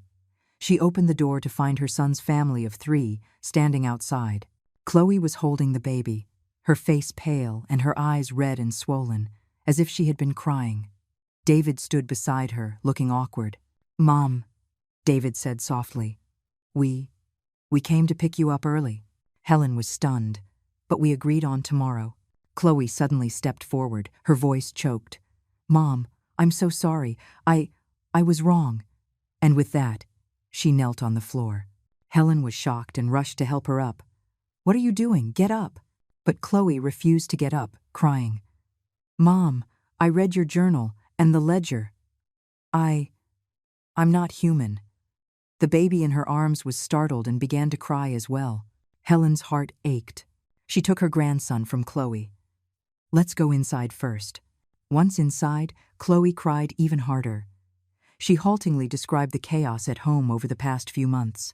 They had gone through 4 nannies, none of whom were satisfactory, and the baby cried incessantly at night. She and David fought constantly. "Mom," Chloe sobbed, "I never knew how hard it is to raise a child. How did you manage to raise David all by yourself?" Helen gently patted her grandson's back, not answering. In her arms, the baby gradually quieted down, looking up at her with wide, curious eyes. "Mom," David said, his eyes red, "we really know we were wrong. These past few months, I've been thinking about you every day, thinking about your cooking, about the things you used to say." Chloe took an envelope out of her bag. "Mom, this is the money you gave us. We want to pay you back." Helen shook her head. "I gave that to you willingly. You don't need to pay it back." "No," Chloe insisted. "We went through the records. You even gave us Dad's survivor benefits. We're not human." She started crying again. Helen sighed. "Let the past be the past. I'm just glad you've realized your mistakes. Then, will you come back to live with us?" David asked cautiously. Helen shook her head. "I have my own life now. But I can visit you often, or you can come visit me," Chloe said eagerly. "Mom, we've cleared out the master bedroom for you." "There's no need," Helen interrupted her. "I'm very happy living here. If you really want to make it up to me, just live your lives well and bring my grandson to see me often." That night, David's family stayed at Helen's house. Although the space was small, the atmosphere was warmer than it had ever been. Chloe insisted on helping her mother-in-law with the housework, while David sat with his mother, talking about everything that had happened over the past few months. Late at night, Helen held her sleeping grandson, softly humming a lullaby. Moonlight filtered through the curtains, casting a gentle glow on the baby's face. She leaned down and kissed his forehead, her heart filled with a sense of peace and contentment. "Robert," she said silently in her heart, "I think I found a balance." The next morning, Helen and her son's family went to the restaurant they had booked to celebrate her grandson's 6-month birthday. During the meal, Chloe seemed to want to say something several times, and finally gathered the courage. "Mom, I would like to ask you to be the baby's first teacher. You teach so well." Helen looked at her daughter-in-law in surprise. You know about my teaching?" Chloe nodded. "David told me everything. You're amazing. I'm so ashamed of how I acted before." Helen's eyes welled up. She reached out and gently squeezed her daughter-in-law's hand. "Chloe, I don't blame you.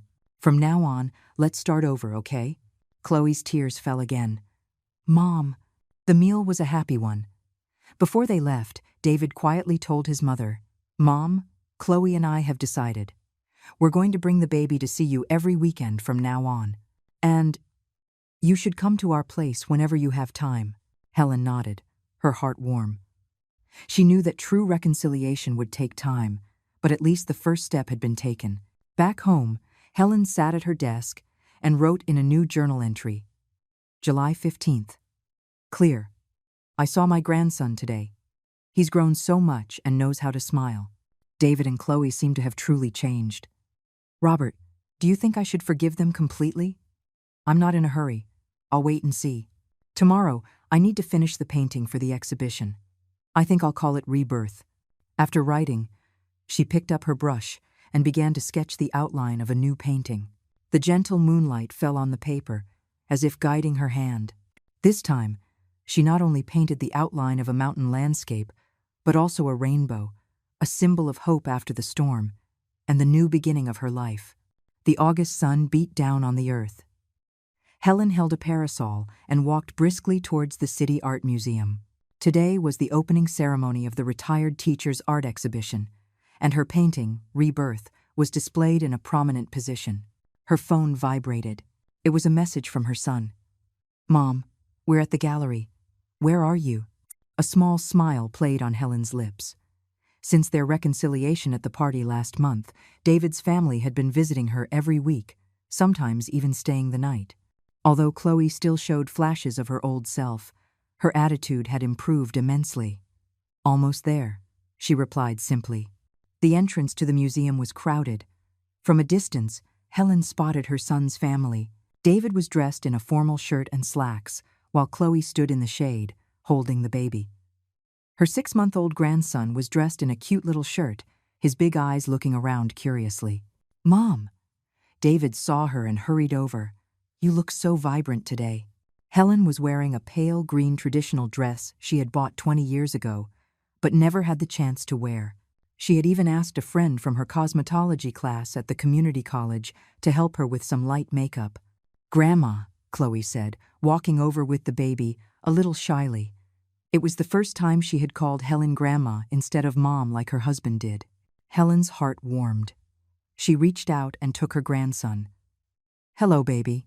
Did you miss Grandma?" The baby giggled in her arms, his little hands grabbing her pearl necklace and not letting go. This small act of affection brought tears to Helen's eyes. The last time she saw him, he had been shy and withdrawn. "Mom, let's go inside," David said softly. "We don't want to be late." The gallery was cool and filled with visitors.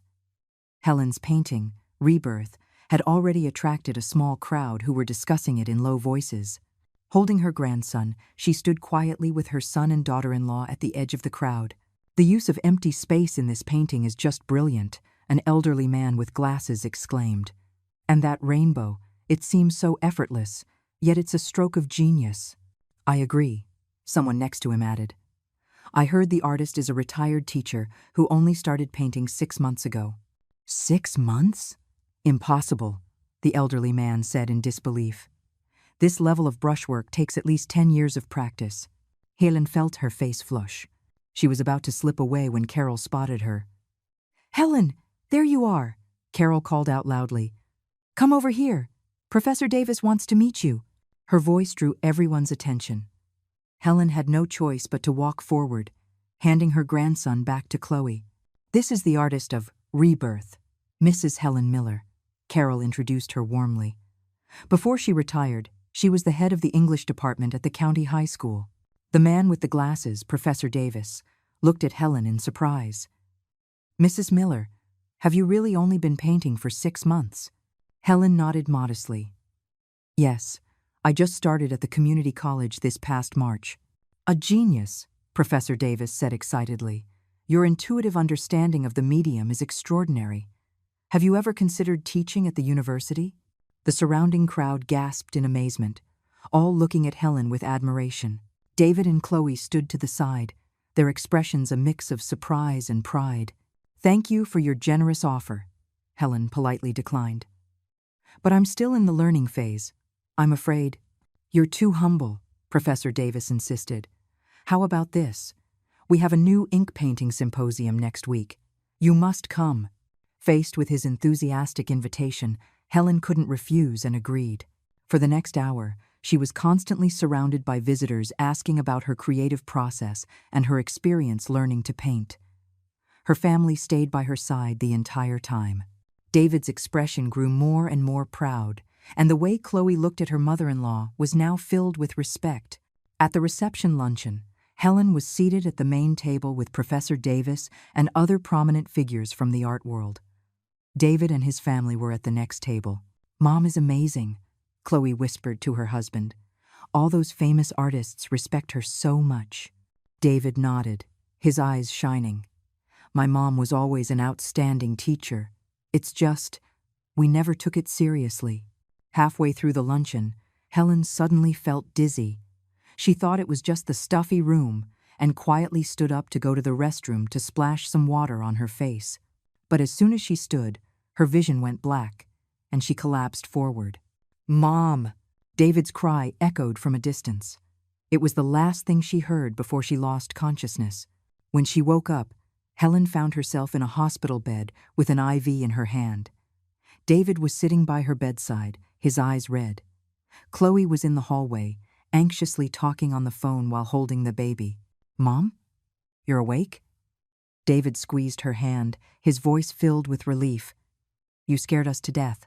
Helen tried to speak, but found her throat was parched. David quickly poured her a glass of water and carefully helped her take a sip. What happened to me?" she asked weakly. "The doctor said it was an exhaustion response, brought on by overwork and long-term emotional stress," David said, his voice cracking. "You need to be hospitalized for a few days for observation." Only then did Helen notice her son's red, swollen eyes. He had clearly been crying. She gently patted his hand. It's nothing. I'm just a little tired. No, Mom. David shook his head, tears welling up again. The doctor said this was caused by long-term suppressed emotions and exhaustion. It's all my fault. It's all my fault. Just then, Chloe came in with the baby. Seeing her mother-in-law awake, her eyes immediately reddened. Grandma, are you feeling better? Helen smiled and nodded. Much better. Don't worry. Chloe handed the baby to her husband and suddenly knelt by the hospital bed. Grandma, I'm so sorry. This is all because of me. Helen was startled and quickly reached out to help her up. Chloe, get up. What are you doing? No. Chloe refused to get up, tears streaming down her face. If it weren't for how we treated you before, you wouldn't. The doctor said this was caused by long-term stress. It's all my fault. David also choked up. Mom, we really know we were wrong. While you're in the hospital, please let us take care of you. Seeing her son and daughter-in-law's remorseful faces, Helen felt a mix of emotions. She said softly, Get up. I don't blame you. I need to rest now. You should take the baby home. No, Mom, David insisted. I'm staying here with you. Me too, Chloe said, wiping her tears. My mom can help with the baby for a few days. Helen was about to say something else when the doctor came in. Seeing the patient was awake, he did a brief examination and then said seriously, Family members, please come with me. David and Chloe nervously followed the doctor out of the room. Helen lay in the hospital bed, staring at the white ceiling, her mind racing. She never expected to collapse at the art exhibition, nor did she expect her son and daughter-in-law to react so strongly. It seemed they had truly changed. Half an hour later, David returned with red eyes. Chloe was outside, comforting the crying baby. Mom, David's voice trembled. The doctor said you need to rest and recuperate properly. You can't overexert yourself anymore. And he couldn't go on. Helen asked calmly, What else? The doctor said your long-term emotional stress has affected your immune system. David finally broke down and cried. Mom, I'm so sorry. I'm really not human. Helen sighed and reached out to wipe her son's tears. David, stop crying. I don't blame you. But, no buts. Helen interrupted him gently. Let the past be the past. I just want to rest now. You should go home. David wanted to insist, but seeing his mother's exhausted face, he finally nodded. Then, I'll come see you first thing in the morning. After her family left, Helen finally allowed herself to cry. She wasn't not sad, she just didn't want to show it in front of her son. The years of grievances and heartache couldn't be erased by a few apologies. But seeing her son's remorse, she couldn't bring herself to blame him any longer. The next morning, David arrived on time as promised, bringing with him a thermos of homemade millet porridge. Mom, I made it just like you taught me, he said cautiously. See if it tastes right. Helen took a sip and nodded. It's cooked just right. David breathed a sigh of relief, a smile appearing on his face. That's good. Mom, you don't know. I was tossing and turning all last night, just thinking about you all these years. David, Helen interrupted him gently. Let's not talk about the past. No, Mom, David insisted. I have to. Last night I read all of your journals. Only then did I realize how hard it's been for you. After Dad passed away, you raised me all by yourself, put me through college, and His voice choked up again. Helen patted her son's hand. It's all in the past. It's not, David said emotionally. Mom, did you know? Last night, Chloe cried for half the night too. She said she finally understands why the baby isn't close to her because she doesn't know how to be a mother. Not like you. Just then, Chloe walked in with the baby. Her eyes were red and swollen. She had clearly been crying too. Grandma, she said softly, I brought you some fruit. Helen smiled and nodded. Thank you. Just put it over there. Chloe put down the fruit, hesitated for a moment, and then said suddenly, Grandma, I want to learn how to take care of a baby from you. Can you teach me? Helen looked at her daughter-in-law in surprise. You want to learn? Chloe nodded, tears welling up in her eyes again. Last night, the baby was crying, and I couldn't soothe him no matter what I did. Then, David used the method you taught him, gently patting his back and humming a song, and the baby actually quieted down. She sobbed. I realized then that I don't know how to be a mother at all. Helen's heart softened. Here, give me the baby. Chloe quickly handed her grandson over. Helen took the baby, gently patting his back and humming an old lullaby. Miraculously, the baby, who had been fussing just moments before, quickly calmed down, looking up at his grandmother with wide, curious eyes. See? Helen said softly. It's not that the baby is being naughty, it's that he needs to feel secure. When you hold him, your hand should be like this. She demonstrated the correct posture.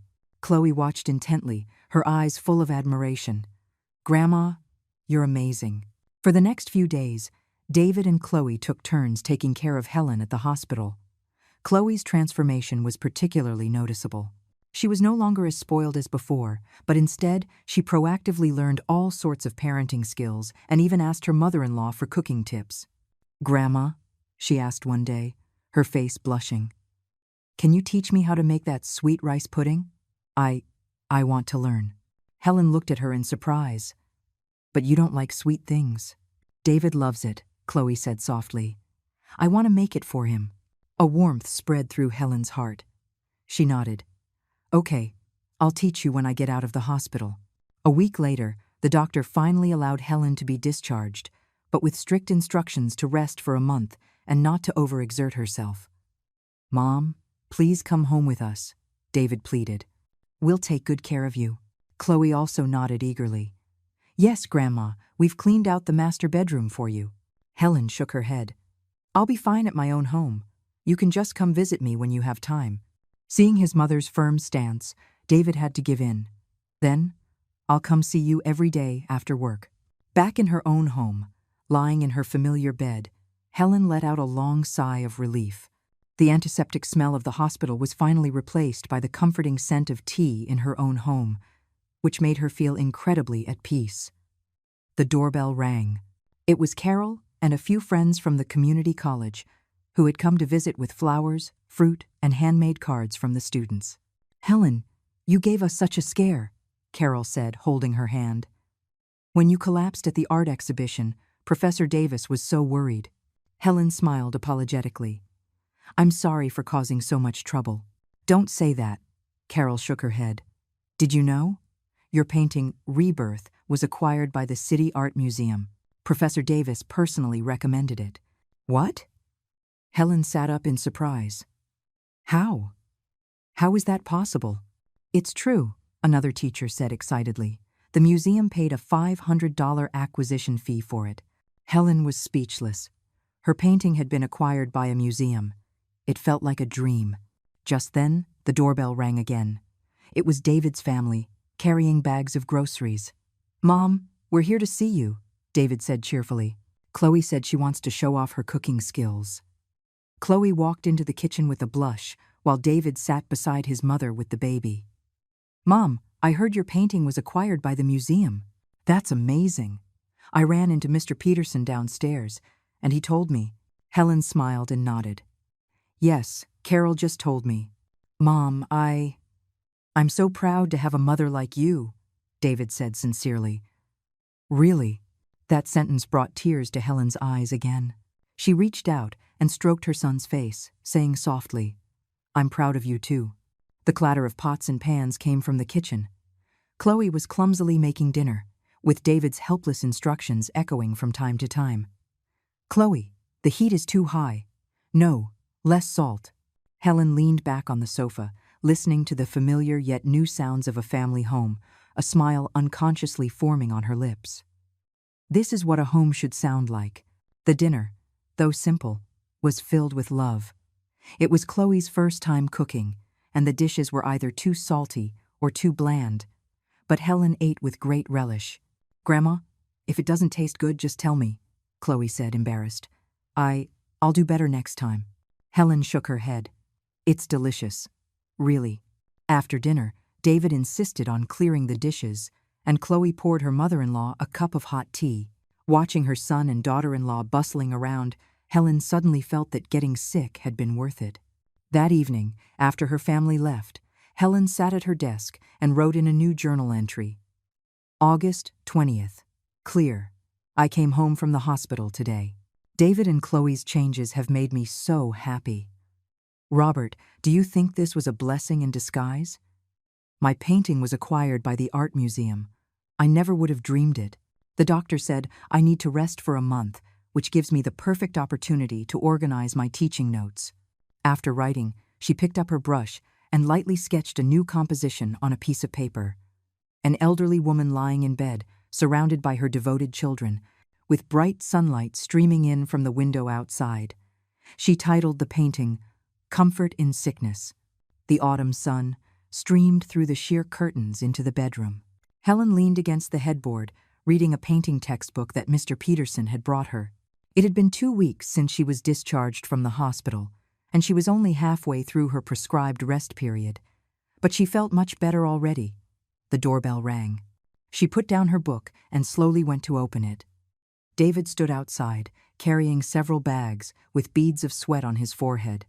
"Mom," he said, out of breath, "I brought you some health supplements and some cookies Chloe made."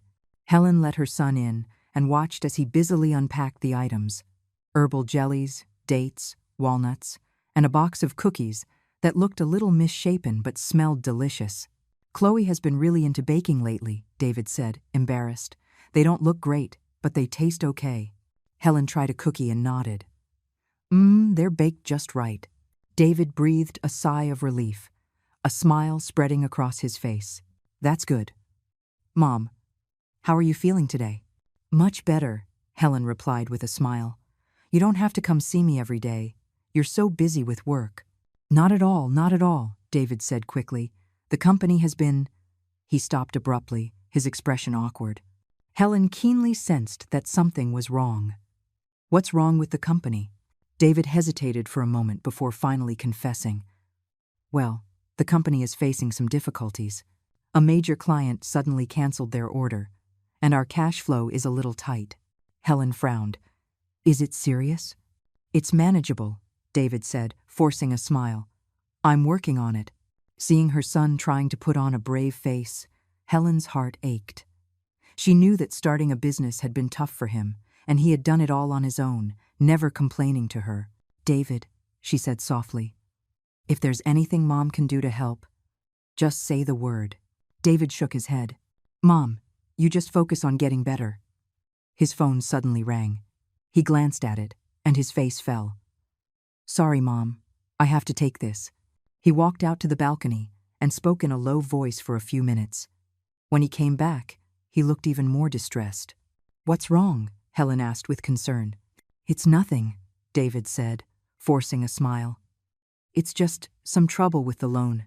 Just as Helen was about to press for more details, the doorbell rang again. This time it was Carol, holding a bouquet of flowers. "Helen, I came to see you," Carol said with a smile, then noticed David. "Oh, your son is here." David greeted her politely. "Hello, Carol." Carol looked at David and suddenly asked, "Don't you own a building materials company?" David nodded in surprise. "Yes, I do. How did you know?" "I heard about it from Professor Davis," Carol said with a smile.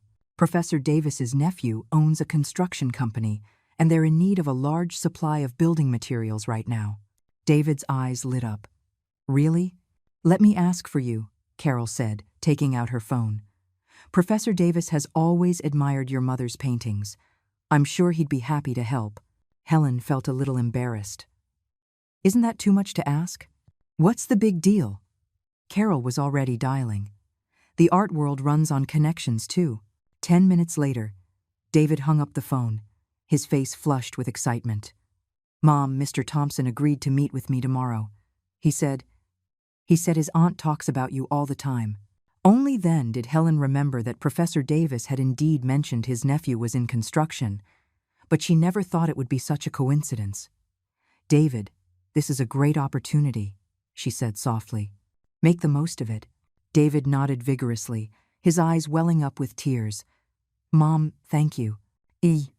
Why are you thanking me?" Helen patted her son's hand.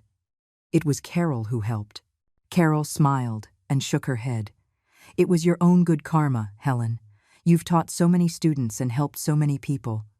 Now it's time for you to reap the rewards." After seeing Carol and her son off, Helen sat on the balcony, watching the evening clouds, her mind a whirlwind of thoughts.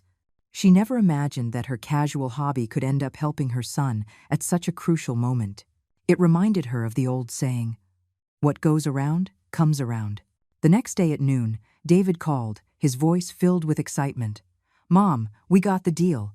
Not only did Mr. Thompson sign the contract, but he also paid a 30% deposit up front. The company is saved." Helen smiled with relief. "That's wonderful." "Mom," Mr. Thompson said. "He said you're his aunt's favorite artist." David's voice was filled with disbelief. He even said he remembered being in one of your classes when he was a little boy." Helen was stunned for a moment. "My class?" "Yes," he said 20 years ago. "You taught a demonstration class at his elementary school, and he still remembers it to this day." Only then did Helen recall the incident. As an outstanding teacher in the county, she had often been asked to teach demonstration classes at various schools. She never thought that one of those little students would grow up to be a successful entrepreneur and help her son in his time of need. "Mom," David's voice suddenly choked up, "I never knew how amazing you are." Helen's eyes also welled up. "Don't be silly. I'm just an ordinary teacher." "No, Mom," David said firmly. "You're the mother I'm most proud of." Mr. Thompson said his aunt wants to invite you to participate in the International Senior Art Exhibition next month. You're painting. After hanging up, Helen sat at her desk, unable to calm down for a long time. She opened her journal, wanting to record the day's events, but didn't know where to begin. In the end, she just wrote a single line. September 5th, clear. David's company crisis is over. Robert, are you watching from heaven? A week later, Helen's rest period ended, and the doctor allowed her to resume normal activities.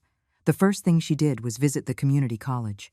She had missed the teachers and students there dearly. As soon as she stepped onto campus, she was greeted with a round of cheers. Carol and a group of students were waiting for her, holding a banner that read, "Welcome back, Mrs. Miller." "Helen, we missed you so much." "Helen, without you, our painting has been so uninspired." "Helen, look, has my painting improved?" Faced with their warm welcome, Helen was moved to tears. Carol took her hand and said, "Helen, while you were gone, everyone was asking about you every day. Mr. Peterson was especially concerned." Just then, Mr. Peterson hurried over. Seeing Helen, his face lit up.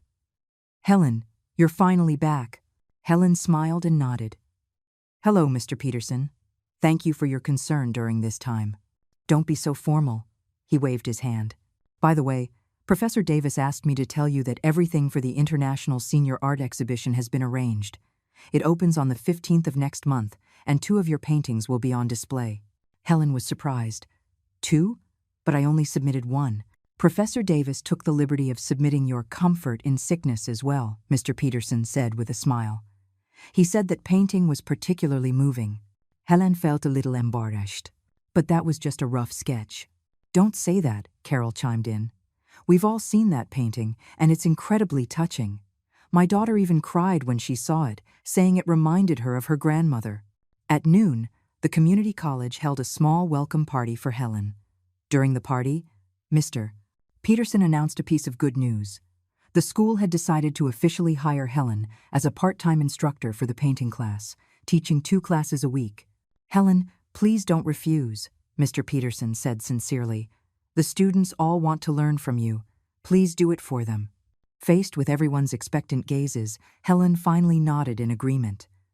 And so, she began the second teaching career of her life, only this time she was teaching painting, not English. When she got home that afternoon, she found David and Chloe waiting at her door. Chloe was holding a cake that said, "Happy birthday and long life to Grandma." "Mom," David said excitedly, "I heard you're an official teacher now. Mr. Peterson just called me. He said the students are overjoyed." Helen was surprised. "How does Mr. Peterson have your number?" "Well," David scratched his head, embarrassed. "After the thing with Mr. Thompson, I got his contact information." Chloe also blushed and said, "Grandma, I signed up for the baking class at the community college too. I want to spend more time with you." Helen's eyes welled up. She never thought that her own transformation would inspire such a change in her son and daughter-in-law. This was better than the best ending she could have imagined. After dinner, David suddenly said with great solemnity, "Mom, Chloe and I have something we want to discuss with you." Helen looked at her son, puzzled. "What is it?" We're thinking of moving back to this town," David said cautiously. "We can rent out the condo in the city and rent a place here." Helen was stunned. Why the sudden change? "It's not sudden," David said softly. "Ever since you got sick, I've been thinking. Life is short. I don't want to miss any more time with you." Chloe also nodded. "Yes, Grandma, and the baby loves being with you. I want him to spend more time with you." Helen was deeply moved. She looked at the sincere expressions on their faces and knew they were truly sorry. "But what about your jobs?" She hesitated. "Most of my company's business can be done online now," David explained. "And this town isn't that far from the city. If I need to, I can drive there in an hour." "Me too," Chloe added. "I run an online business now, so I can work from anywhere." Helen thought for a moment and then said softly, "If you've made up your minds, I support you." But then she looked at her son. "Don't do this just for me." "We're not," David said firmly. "Mom, this is our decision. You don't know.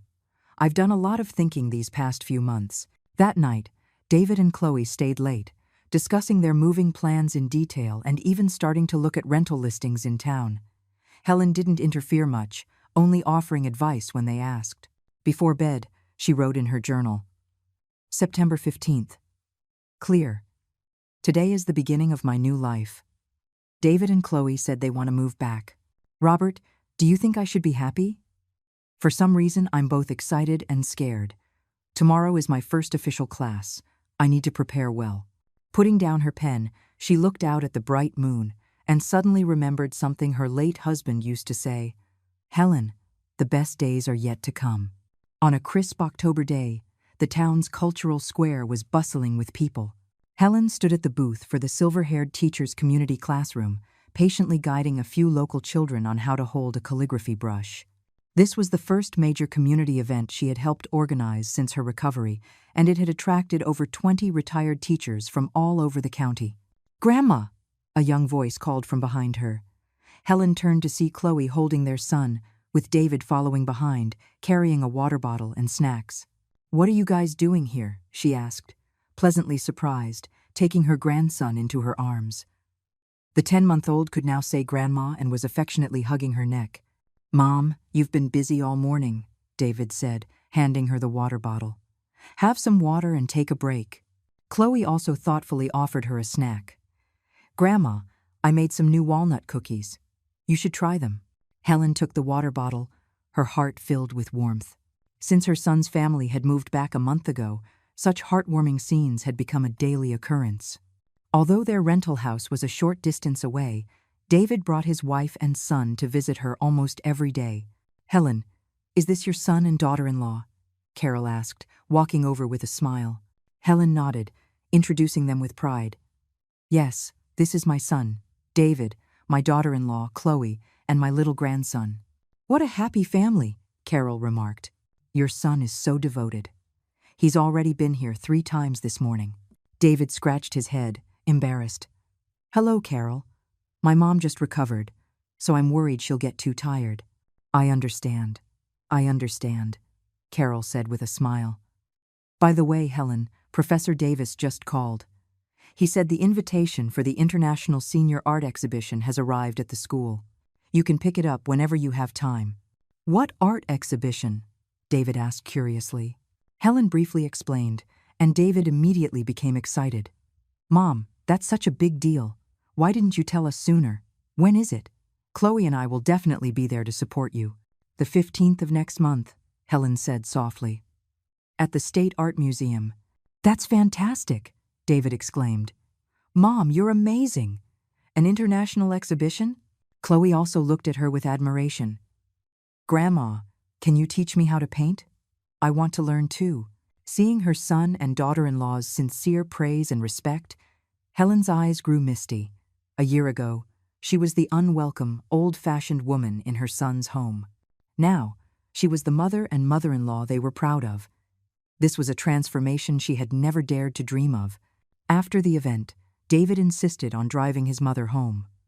On the way, he said suddenly, "Mom, Chloe and I have something we want to discuss with you." "What is it?" Helen asked. We're thinking of buying a house," David said cautiously. "There's a new development in town. The environment is nice, and it's close to you." Helen nodded. "That's great. Do you have enough money?" "Yes," David said quickly. "Since we got the contract from Mr. Thompson, the company has been doing very well, and—" He hesitated. "We're thinking of selling the condo in the city." Helen was taken aback. "Sell it?" "Yes," David explained softly. "That place has too many bad memories. Chloe and I want to start fresh." Helen understood her son's intention and gently patted his hand. "You two should do what you think is best." "Mom," David's voice suddenly choked up.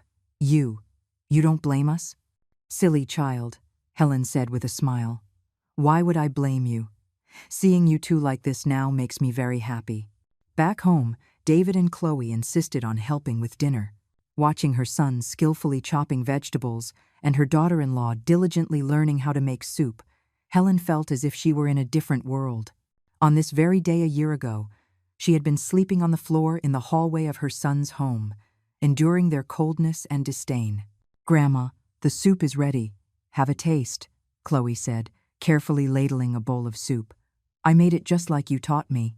Helen took a sip and nodded. It's just right."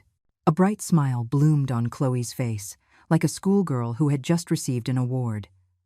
This daughter-in-law, who had once been so difficult, was now overjoyed by a simple word of praise.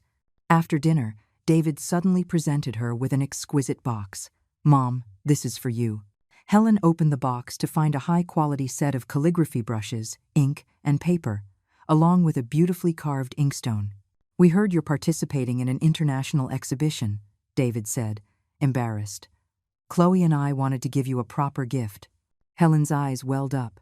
She gently stroked the intricate patterns on the inkstone and noticed a few small words carved in the corner. "To the greatest mother in the world." "You!" She was too choked up to speak. David, his eyes red, knelt before his mother. "Mom, I know that no amount of apologies can make up for my mistakes, but please believe me, I truly know I was wrong." Chloe also knelt down. "Grandma, I'm so sorry. I was so immature before." Helen quickly helped them up. Get up, get up. Let the past be the past."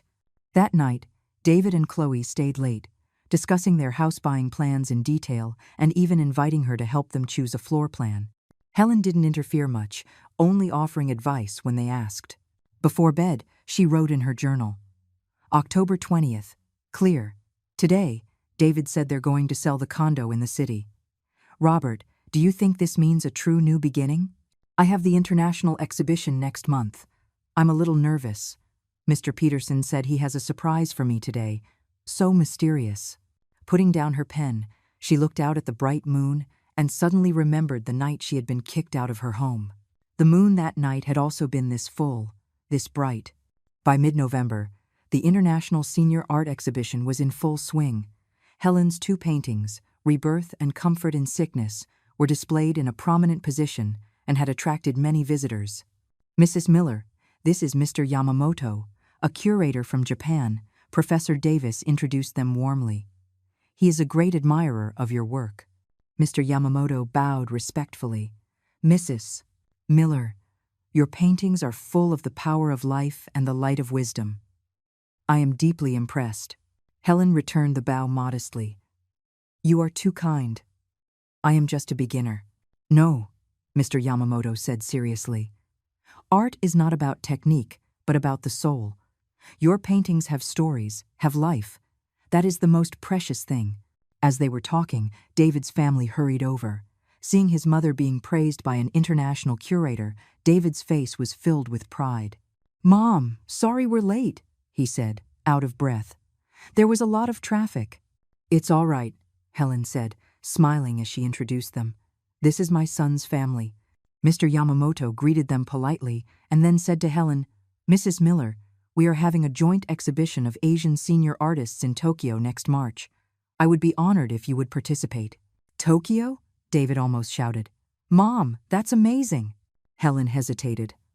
I'll have to think about it." "No rush, mister," Yamamoto said, handing her his business card. "I look forward to hearing from you."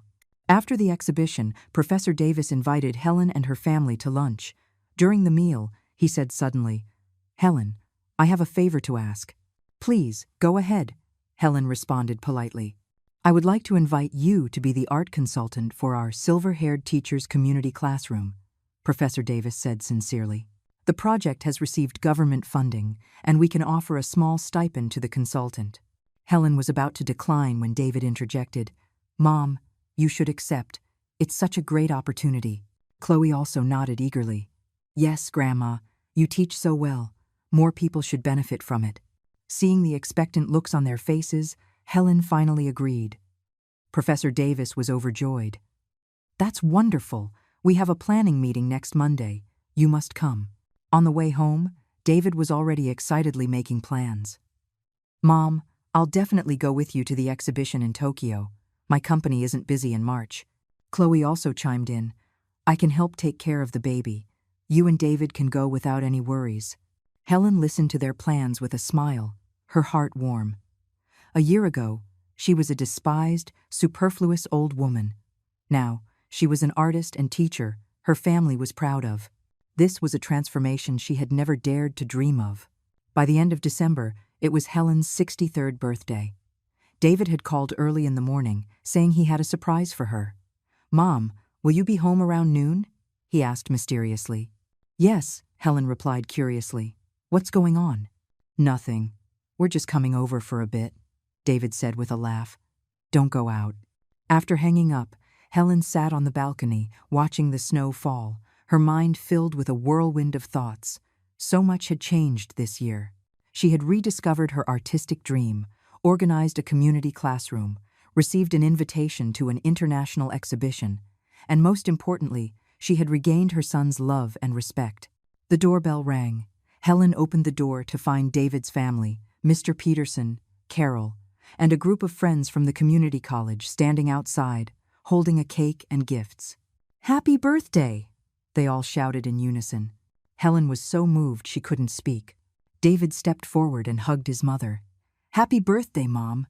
We prepared a little party for you." Chloe also shyly handed her a gift. "Grandma, this is a scarf I knitted for you. I hope you like it." The party lasted all afternoon. They ate cake, chatted, and admired Helen's new works. The atmosphere was warm and lively. Mr. Peterson even brought some good news. The community college had decided to establish the Helen Miller Painting Studio next semester, specifically for teaching painting to retirees. "Helen, don't you dare refuse," Mr. Peterson said with a laugh. "The students are all waiting to learn from you." Helen looked at everyone in surprise. This is too sudden." "Not at all," Carol chimed in. "You teach so well. You should have had your own studio a long time ago." David proudly put his arm around his mother's shoulders. "Mom, you're amazing." After the party, David's family stayed behind to help her clean up. Watching her son bustling about, Helen suddenly said, "David, I have something I want to discuss with you." "What is it?" David asked, stopping what he was doing. I'm thinking of renovating the old house," Helen said softly. "You bought a new house, right? When you bring the baby over to play in the future, this place will be too old." David and Chloe looked at each other and suddenly smiled. "Mom, we were just about to talk to you about that." "What is it?" Helen asked, puzzled. We didn't buy a new house," David said, embarrassed. We want to live with you." Helen was stunned. "What?" "Mom, hear me out," David explained eagerly. "We looked at a lot of houses, but none of them felt right. Then Chloe and I talked it over. And instead of buying a new house, we thought, why not renovate your house and we can all live together?" Chloe also nodded eagerly. "Yes, Grandma. That way you won't be living alone, and we can take care of you every day, and the baby can see you every day too." Helen's eyes welled up. You've really thought this through?" "We have," David said firmly. "Mom, you've done so much for us. Now it's our turn to take care of you." Looking at their sincere faces, Helen finally nodded. "Okay, okay." That night, after her family left, Helen sat at her desk and wrote the final entry in her journal. December 31st. Snowing. Today is my 63rd birthday, and also the happiest day of this year. They said they want to move back in. Robert, are you watching from heaven? Our home is going to be lively again. Tomorrow is a new year. I suddenly feel that it's never too late to start living. Putting down her pen, she looked out at the falling snow and suddenly remembered the night she had been kicked out of her home. The snow that night had also been this white, this pure. The spring sun streamed through the new floor-to-ceiling windows into the living room. Helen sat in her rocking chair, carefully looking over her students' painting assignments. This was the first batch of students from her Helen Miller painting studio, all of them retirees over the age of 60. Grandma, her 3-year-old grandson, came running in, holding up a piece of paper with a colorful scribble on it. "Look at the fish I drew." Helen put down the assignments and took her grandson's artwork, studying it seriously. The lines have so much energy, and this tail, it's drawn so vividly." The little boy beamed with pride. "Grandma, teach me how to draw even better." "All right," Helen smiled, picking up a brush. "Come, Grandma will teach you." This was the spring of 2026, a full 3 years after the night she had been kicked out of her home. The Helen of today was no longer the timid, submissive mother-in-law of the past, but a well-known senior artist and community teacher in the county. "Mom, we're home!" David's voice came from the doorway. He and Chloe walked in, carrying shopping bags, their faces beaming with happiness.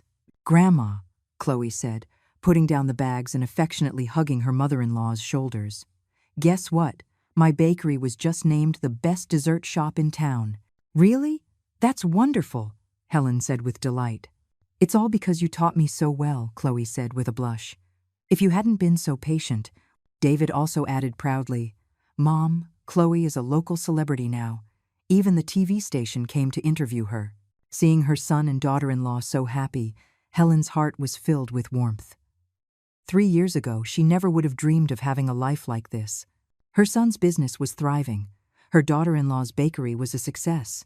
Her grandson was bright and adorable, and she herself had found a new purpose in her later years. "Oh, by the way, Mom," David took a letter out of his bag. "The invitation for the Tokyo exhibition. Mr. Yamamoto sent it personally." Helen took the envelope and gently stroked the exquisite postage stamp. It's been 3 years already. That international exhibition 3 years ago had been the beginning of her artistic journey. The subsequent trip to Tokyo had allowed her to meet many like-minded senior artists. After returning home, with the support of the county government, she had organized the Silver-Haired Teachers Community Classroom, providing free art education for local children and seniors. "Grandma, are you going to Tokyo again?" her grandson asked, looking up at her. Helen stroked his head. "Not this time. Grandma has to prepare for a new exhibition." "Mom," David said, handing her a cup of tea, "are you ready for the County Cultural Festival next week?" Helen nodded. All the pieces have been selected. This time, we're mainly showcasing the students' work. I only have 2 new pieces in the show." "Mrs. Miller has students all over the county now," Chloe said with a laugh. "Yesterday at the supermarket, an old lady even recognized me as your daughter-in-law." Just then, the doorbell rang. It was Mr. Peterson and Carol, holding a delicate scroll. "Helen," Mr. Peterson said excitedly, "good news. Your Life series has been selected by the Provincial Art Museum to be part of this year's Sunset Glow Senior Artists Joint Exhibition." Helen took the scroll in surprise. "Really? But I was just painting for fun." "You're too humble," Carol said with a smile. "The curator said your paintings show the depth and breadth of life in old age and are a rare masterpiece in recent years." David hugged his mother excitedly. "Mom, you're amazing." Chloe also quickly took out her phone. "I have to post this on Facebook and let everyone know I have an artist for a mother-in-law." Seeing everyone's joyful faces, Helen's eyes grew misty. 3 years ago, she was a despised, superfluous old woman. Now, she was an artist and teacher everyone admired. This was a transformation she had never dared to dream of. That evening, After everyone had gone to bed, Helen sat alone on the balcony, looking at the starry sky, her mind a whirlwind of thoughts. In these 3 years, she had not only rediscovered her artistic dream, but also helped many other seniors like herself regain their confidence in life. Her community classroom had helped hundreds of children and seniors, and her painting studio had produced its first batch of silver-haired artists. Her phone vibrated. It was the community college's group chat. The students were excitedly discussing the preparations for next week's cultural festival. Helen looked at the lively messages, a smile unconsciously forming on her lips. These students, in their 60s and 70s, were now full of energy, even more so than young people. "Robert," she whispered to the starry sky, "do you see this? I'm living a good life." The next morning, Helen took her grandson to the park to sketch. The spring park was full of life, with people everywhere enjoying the fine weather. A few old ladies saw her and greeted her warmly. "Good morning, Mrs. Miller. Out painting again today?" Helen smiled and nodded. "Yes, bringing my grandson out to experience nature." "Grandma," her grandson suddenly pointed into the distance. "Butterflies." Helen looked in the direction he was pointing and saw several colorful butterflies fluttering among the flowers. She quickly took out her sketchbook and taught her grandson how to capture the beautiful moment. "Helen!" a familiar voice called out. Helen turned to see Brenda walking quickly towards her. "I knew I'd find you here, Brenda." Helen smiled in greeting. "It's been a while." "It sure has," Brenda said, catching her breath. "My daughter moved to the city and insisted I go with her, but it's not as comfortable as our little town." She looked at Helen's painting, then at her well-behaved grandson, and suddenly sighed. "Helen, you're really living your best life now. Remember 3 years ago? The trouble you had at your son's place? Who would have thought you'd be here today?" Helen smiled and nodded. "Yes, life is strange. If you ask me." Brenda lowered her voice. "You're doing much better than them now. Your son and daughter-in-law probably have to walk on eggshells around you, right?" Helen shook her head. "Brenda, it's not like that. We're a family. We respect and love each other. No one is walking on eggshells." Brenda was stunned for a moment, then it dawned on her. Right, I misspoke. It's really good that you're all like this now." On the way home, her grandson suddenly asked, "Grandma, why does everyone like you so much?" Helen knelt down and gently stroked his face. "Because Grandma learned to love herself, and also learned to love others.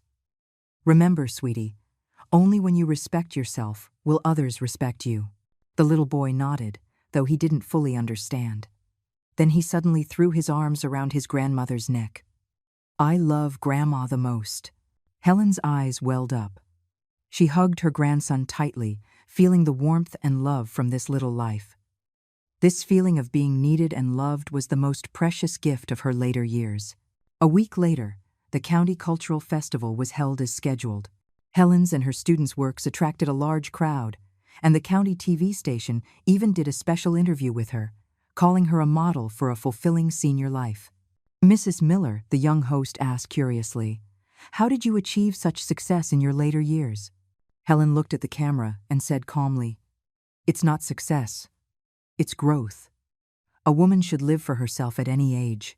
When you shine your own light, the world will treat you with kindness." This quote was later made into a banner and hung on the wall of the community college, inspiring more and more seniors to bravely pursue their dreams. After the festival, David's family took Helen to a newly opened restaurant to celebrate. During the meal, David raised his glass and said emotionally, "Mom, thank you for teaching us how to live and how to love. I'm so proud to have a mother like you." Chloe also said with red eyes, "Grandma, thank you for your tolerance and guidance. Without you, I wouldn't be who I am today." Helen smiled at her happy family and said softly, "I should thank you too. You are the ones who have made my later years so wonderful." On the way home, her grandson fell asleep in her arms. Helen gently stroked his little face and suddenly remembered the rainy night she had been kicked out of her home 3 years ago. At that time, she thought her life was over, but she never expected that it was just a new beginning. "Mom," David said softly, "next week is the anniversary of Dad's passing. Let's go visit his grave together." Helen nodded. "Okay, bring his favorite pastries." David's voice was choked. I want to tell Dad that I'm taking good care of you. Helen patted her son's hand. Your father is watching from heaven. He knows. Late at night, Helen sat at her desk, looking through her journals from the past 3 years. From the initial pain and despair to her later recovery and current happiness, every page recorded her journey. She picked up her pen and, on a new page, wrote, April 15th. Clear. The cultural festival was a great success. Robert, did you see it from heaven? Our grandson looks more and more like you, especially when he smiles. Life is truly amazing. 3 years ago, I thought it was all over, but it turned out to be a new beginning. I have new students in my studio tomorrow. I should get some rest. Closing the journal, she looked out at the bright moon. Tonight, the moon was exceptionally full and bright, just like her heart at this moment, complete, radiant, and filled with gratitude and love for life.